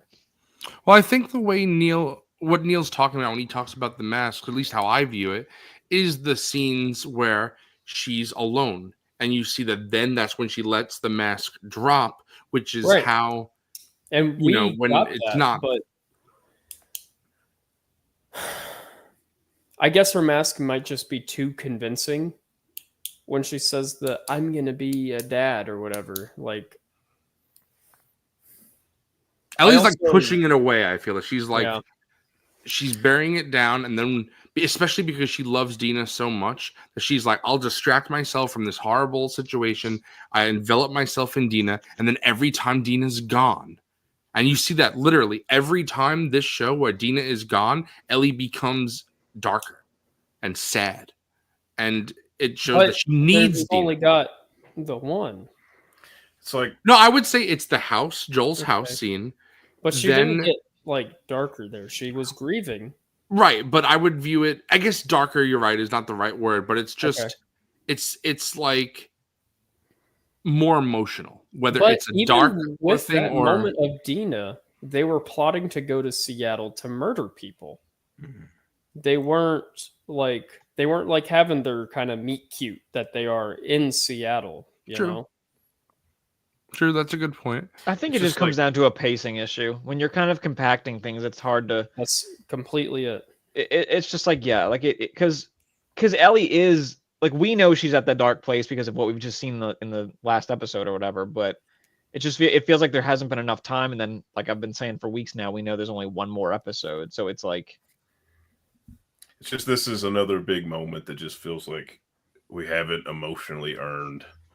And Yeah, I that's think I another think I great think way to this put it. is the biggest moment that we have to emotionally earn this moment. The like porch this scene is- ride. And the we porch just scene have- is just it's just something. By the time you get to the end of the game, it's like you want to see it. And Yeah. you're You know, it's like what you need to see. Yes. You're And then already- they give it to you, and it's like the most emotional thing ever. It just and closure and wraps Also, everything. And not to just- like spoil, I'm not gonna say exactly like the surrounding events of that Right. scene, but I am exhausted. I am emotionally fucking drained by the point we get that. And then to get this scene on top of like the emotional turmoil I Right. have experienced. whatever you Bro. got left, they want to squeeze out of It you. literally like just squeezes you. That is Yeah. I remember obviously- seeing that scene at like 5 a.m. when I finished the game. I felt like I got fucking kicked in the throat. Dude, Yeah. it's like you've been hit by Real a tractor shit. trailer, man. You're like, oh my god. and like the Obviously, where there- like literally like where it is placed, like it is a harrowing environment. Yes. Obviously, there are scenes coming up next season, probably, especially, and maybe the season after, where they are scenes that I legitimately gasped, put my controller down, said, I don't like this is happening. I don't want this to happen. Literally where this scene is placed, I was like, I did not want to interact with the game because Right, it's it's- push to blah blah blah blah Mhm. blah, and I was Yeah. like, I can't. Sorry, I I'm- literally can't. I'm sure they'll beat us over the head repeatedly when we get to those scenes to make sure we understand the Understand emotional what we're supposed to be context. What the feeling. hell? Yeah, What the hell? If we get them at all, I mean, fuck, they might fucking cut some of them and combine and fucking. Oh man, I I'm do getting in wanna- my bag right now.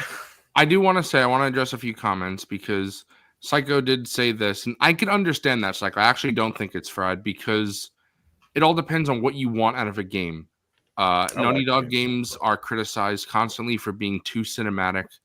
I strongly disagree with that assessment, but I can understand if that's not what you want out of a game. It's also not fun. Neil has talked about this, and people get mad at him and they say, why the fuck are you making a game that's not fun? But it's most of my favorite movies aren't fun. Memento Neil is says that, but the horrible. gameplay is so good in Dude, part it's 2. true. If I didn't enjoy the True. gameplay, I wouldn't be fucking playing it. Like, I Right, think but the it's like- gameplay's awesome. Austin, you and I have been talking recently about these Sean Baker movies that are so harrowing Those when are you watch not them. fun movies. They're not fun popcorn flicks. So I think gamers are just not used to a game that's like a Sean Baker film. Something that's so dark and harrowing and something like that. But I also want to say, I almost deleted the comment, or fuck, I didn't mean to do that, Bender. But this was so emotional. I actually cried. Just this scene, not talking about the rest of the episode, just this scene. I cried when it aired, when I watched Joel and Ellie talk on the porch. Then I cried today when I showed my family the game version. I cried And you during that said, scene. This is so much better. What did they say? And then- Which one did they like better? I'll tell you in a sec. And then I cried a third time when I was taking my notes before the show, and I played it again. So I cried 3 times from the And you same. were like, God, this show, I gotta watch it again. Fuck it up. Bro, No, I was like, fuck HBO. So my family said that, and they contextualized. They were like, just to let you know, like, remember, we haven't played the game, so don't get mad at us though if you feel if you Oh, boy. disagree with us. But Buckle up. they said I liked the game or the show version more because we love Pedro and we love how he's acting and stuff like that. However, they said that Ashley Johnson's acting was much better than Bella's there. And again, I think that just goes into what you always say, Austin, with her being older and stuff like that. It's no knock on Bella because I do think she did a great job. And she also makes some interesting choices here because when in their line, they say, This was like their strongest scene, like of the entire show. sure, I They could agree with that. They really fucking nailed it. Right. But the way they delivered the lines, they say, I was supposed to die, like that. That would be my purpose. My life would have fucking mattered. It's quick. It's more hectic. There's it's no more space emotional. before, but you took that from me. Right. Yeah, the exactly. game. When Ashley Johnson, she's like, my life would have fucking mattered. And you took that from me. It's like Bella is more emotional, crying in tears. And Ashley is like holding back the tears and almost more angry than sad. Yeah. And I don't really necessarily think that one is better because it's Bella's performance works for Bella's Ellie, and Mhm. Ashley's performance works for Ashley's Ellie, and they're the same but also different. And I love that. And in this episode, we see things. I'm sure you guys, being big fans of the game, you know the reason why Ellie likes space is because Ashley likes space, and the reason why Joel plays a guitar is because Troy plays guitar. And being a musician and an astronaut is something that Troy and Ashley would have done or wanted to do if they weren't an actor. And that's something that Neil loved and put into Joel and Ellie. And now into a different version of Joel and Ellie, Ashley and Troy are still in that version. And I think that's very nice. And despite all of the changes that we've been talking about that we don't like, especially the placement of the scene, overall, the most important thing I want to say is that Pedro and Bella absolutely killed it. It was a very emotional scene. Like I said, I cried 3 times. It's my favorite scene in the series, the game, and probably going to be in the show if I look at it as just the scene itself, not where it's placed. And just, I always love when the game makes me, when the show makes me cry, because I know what happens. But like I've talked about, when Henry and Sam die and I cry on the show, it's, in order for the show to do that, it has to be really, really good, because otherwise I'm like, I know Henry's about to die here. I know Sam's about to die here. So obviously there are more moments like that coming, but I do think that it's really, really well done. And just to wrap up, unless you guys have anything else to say, I did want to say that the whole thing about the Fireflies is something that Justin brought up in a Last of Us chat that we have. And he said that he's starting to feel how the Fireflies couldn't have made a cure. So he's on Team Joel because it wouldn't have worked. I want to be very clear for anyone who feels that way. I don't think it matters whether they could have made it or not, because Joel believes that they could have made it. And Neil also believes they could have made it. It's his story. But even talking about just in universe, since Joel believes that a cure could have been made, that's where Joel's decision is. And like I've brought up previously on the show, I don't believe it's a decision for Joel. I don't believe it's a decision for Ellie to go after Abby. I don't believe it's a decision for Abby to kill Joel. All 3 of those characters would have made the decisions that they made very easily without thinking, because that's who they are. And I think that, you could argue whether it's morally right or wrong. Neither the Fireflies or Joel ask Ellie what she wants for consent, even though we know.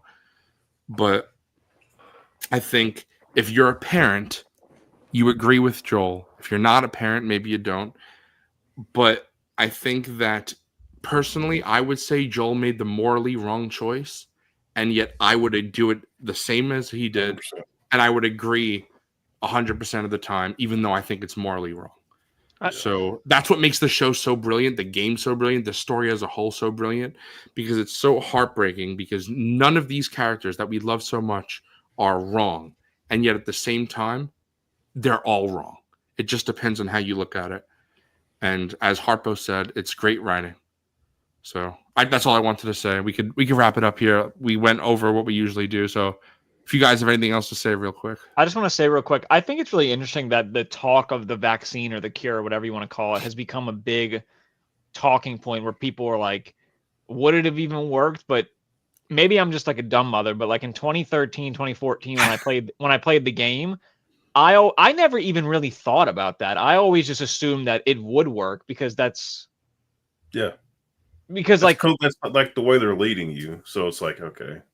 Like when you break it down, it's like, yeah, maybe the science doesn't make sense because sure, they're like a militia group. There's one doctor. Like, it's so fucking complicated doing things like that. But you kind of throw logic like that out the window when it's a video game. So for me, I always just thought like, oh no, it would work. But it's interesting that all these years later, people still talk about like, well, would it have worked? But it's like, I think so. Like, and even putting what Neil has set aside, it's like, I always just assumed it would have, because kind of like what you said, Zoo, like Joel thinks it would have, Marlene thinks it would have. everybody's saying it would. So whatever real world science you're putting to it doesn't really matter Yes, here. it's Like it would have not up worked. to us to say Yeah, it if in wouldn't. this universe it would have worked. Right. Yeah, but it doesn't matter either way. Right. All right, Jacob, you want to glaze it like Austin needs you to? End on something good and some positivity. Let Jacob speak. Let Jacob speak. Shoot, man. I mean, the part that got me when Ellie was like, "Did you?" And he's like, "Yep." And she's like, "Marlene." Yep. And man, I think you guys are just to follow the same trail are spitting 100%. It's so fucking morally wrong. I don't have kids. I don't think I will. That's not my thing. But to those who do, sure, I can see you doing that exact thing. So, gosh, man, what an interesting scene. I love to hear you guys' takes on it. You definitely changed my perspective on where it should be. And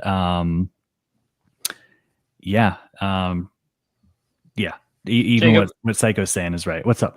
It's a very good point that you make, Jacob, because it goes to show how good The Last of Us is, because I'm in a similar boat where I've never really wanted kids, but for some reason I really resonate with this story. And it just goes to show how fucking good The Last of Us is. Like it can even touch someone with my broken bitter soul. Yeah. So, we're the same, cut from the same cloth, T-Mac. I will say, since you did like it, I hope that us talking, like, it's not like, I don't want to to put a rain cloud on you, like all No. negative Nancy's and all that. The scene is great. The placement is ass. Right. And But you can definitely love the placement. You're probably right. By the end of it, it's probably going to be the right decision, and you were going to be ahead of us all anyway. yeah, then we're going to have Jacob Strodamus or whatever. I think this scene is the most split people have been, like people that are Yeah. fans of the game, because I have seen people that like it, and I've seen people like us that are kind of just like really disappointed with it. So Yeah. it's one of those things. This seems to be more controversial than even Joel's death, because like I said, people expected it, and people that watch the show are probably more mature about it and ready for it. But it's like this seems to be the one thing that people probably will be divided on going forward, and it'll be interesting to see how it affects the structuring of the rest of the show in the next season, Yeah, it can't, like, what are they going to do towards the end? Right. So- How will it end? This can't be Yeah. one of the last scenes you see. It can't be. I know. So- Gotta make sure we don't talk spoilers. But No. I gotta say, Jedi Master Joshua. There's no way anything I'm attached to is masterful. So, I don't know. What you're Fucking talking about. hell, this fucking guy. No, Appreciate it though. Appreciate it. I want to say, Joshua, like Psycho is saying, even though bro thinks I'm Joel, constantly lying, but I want to say, I love doing this show with these guys. It's so much fun. I just love talking media. We still have 2 episodes left of this because we're gonna do a reaction as discussion as we do every week for the finale. But then I want to do one more talking about the show as a whole. And on that one, not confirmation, but I'd like to have a couple more people join us. We'll have like a bigger party stream just talking about it. It'll be a party stream, but serious, not goofy. It'll be A fun. round table discussion. Right, exactly. Yeah. So that'll be very fun. And then probably going to take a break for a little bit, but this has sparked a joy and passion in me discussing media online that I just love so much. So I definitely want to keep doing that with other movies, shows. Maybe it'll be with some different people, but if these guys are down to talk about the specific thing, of course I'd love to have them back. So again, it probably won't be as soon as Last of Us is over, but that's what I want this channel to be, some fun stuff like that. So I will be always down to have, as you said here, Get those numbers in-depth up, bro. personal conversation for sure. And again, we always have at least 10 people. Sometimes we get 12, 13, 14, 15. So you regular 10 people that watch based. Hey, Gotta give on it the to you. ground level viewers right here, bro. Yeah. We know like Joshua, Psycho, Phil the Bob. I know Zach and Justin watch on the replay. Lucy a bit, Doug. Vic. Yeah, Doug and Yeah, Bobcat's Doug. popping in, Emiliano. So Yeah. Stone sometimes. yeah, Stone Yeah. for sure. Yep. So yeah. Yeah, it's so fun, dude. I appreciate you for hosting the space and for allowing us to all come together and talk about it. Because I didn't know both Tylers, or Austin, or even you, Michael, really before this. Yeah. So it's kind of put the pieces to the puzzle together, and I'm sure if we ever meet in person at like a con or something like that, we'll probably continue this, like almost sure. like we've known each other for so long. Yeah, that type of I vibe. agree. Bro, I can't wait to 100%. sit in a hotel lobby yelling about the porch scene. Yeah, there you go. It's like Jacob was saying. It's good to have a little creative outlet to just talk about stuff that you love, no matter what it is. In the future, whatever. Yeah, absolutely. I got nothing else to say, but I also don't want to end the show till Austin gets back. So if you guys have anything else to say, feel free. I really thought when we heard an infected screeching in the forest that we were going to get a little something, and I was kind of like, ooh, more infected. Because I feel like we have dropped off a little bit in the affected. I mean, look at the last episode was crazy with the train cars and stuff. But yeah, I was like, oh shit, are we going to see a clicker or something that bit Eugene? Again, I get why we didn't, but the scene in the game where Joel saves Ellie from being eaten by a bloater, that's great. That scene is so... Okay, I got something real quick. The very last part of this episode where it cuts back to Ellie. Oh yeah, we didn't even technically talk about back. Like, it wasn't technically all flashbacks. Yeah. What do you think that holds for? Like, do you think we're just gonna skip the rest of? No. We're gonna go back and see, and then go, or just straight back to the theater. Oh wait, are you talking about the scene with? How do I say without spoiling? The Ellie and Dina scene that's upcoming. Yeah. Is that what you're talking? Kinda. Like, I want to know if it's going to go back, if it's going to put us back in the hospital with Nora. Oh, no. I think they're done with the hospital. Mm-hmm. Well, correct me if I'm wrong, but in the game, Ellie says, or Ellie, the last time we see the pipe coming down on Nora, then we get a flashback. I forget which flashback it is. And then we get Ellie back at the theater with Dina and Jesse there with, just again, that scene that I think is coming. I think that's the Salt Lake flashback, if I remember correctly. Okay. Zach. Yeah, you're scene, I think. So the answer to this question is that Craig and Neil have talked about how they didn't want last season was 9 episodes, so they didn't want to make it be 10 when 9 fit more. They don't want to artificially have some filler or whatever. So they said that 7 episodes is where they want the break to be, like where they get up to in the story. We, as people who played the game, we all think we know where that break is, but we will see obviously next week. So I just think that 7 episodes is what it took to get to that break, and they want to end at this break. It just is a clean break, what makes sense. So I think that's why. And they did talk about how season 3 and 4 will probably be longer. Good. So yeah, this was just like they want to tell this portion of the story. My answer with all these streaming services and shows now is very much whose line is it anyway. The fucking rules are made up and the points don't matter. They don't fucking know. Season links don't fucking matter. They just pick something random and go with it. That's how I feel.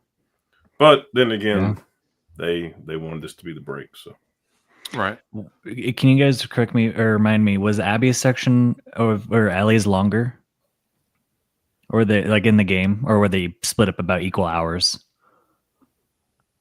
I don't think I want to answer that on stream. I'm sorry. I don't mean to be bringing up spoilers. Sorry. That's fine. That's fine. We could talk about that. But yeah. Thingy's back. Yeah. Max. This is a Max show. HBO Max now. They finally changed. Doug been in here watching this whole thing. Well, Doug knows the game. Yeah, Doug knows the game. So Psycho too. Psycho hasn't watched the show. I gotta call up my boy David Zaslav and be like, "Hey, bro, the App of Us gets more viewers than The Last of Us, so maybe we should do something." True. Yeah. But anyway, Austin, do you have anything to say before I take us out? Yeah, the streaming services are cooked. There's no concrete rules. They could have just done this in like a 15 episode season if they really wanted to, but they didn't. So I'm upset. And yeah, I can't wait for next season to come out in 2027 and have 4 episodes. Fucking hell. 28, you mean, bro? Come on. 28, yes, because they have to do reshoots. There'll probably be another writer strike. Yeah. And then each episode's going to be 20 minutes long. They're going to A shorten fourth season. Half of it is going to be written by AI. Yeah. And then the other half will be a cold open. So we'll have barely any. Yeah, it'll content. be like it'll Bro, half a fourth peak, half season is slop. ridiculous. Yeah, there we go. I got it. There we go. Perfect. But Doug, you gotta buy the Blu-ray, Doug. Buy the Blu-ray. Buy the 4K. Keeps our subscription. Doug has like the biggest toy collection I've ever fucking seen, but bro doesn't want to get HBO Max. All these cars, bro. It's like, no. Can't get HBO Max. Yeah. All right. Anyway, thank you everybody for watching. This is our longest episode yet. We had a lot to say, a lot of bitching, but also a lot of stuff. It is on Blu-ray, Doug. Yes, it is on Blu-ray. I think season 1 you can get on clearance at Walmart right now. Yeah, we did love this episode. For the most part, obviously we had problems with the ending, but even then, I still really loved how the scene played out. So we'll be here next week for the finale, same time. So goodbye, everyone. Bye, everybody. Bye. Endure and survive. Hell yeah, Jacob! I always forget. Endure and survive. And the stream, motherfucker.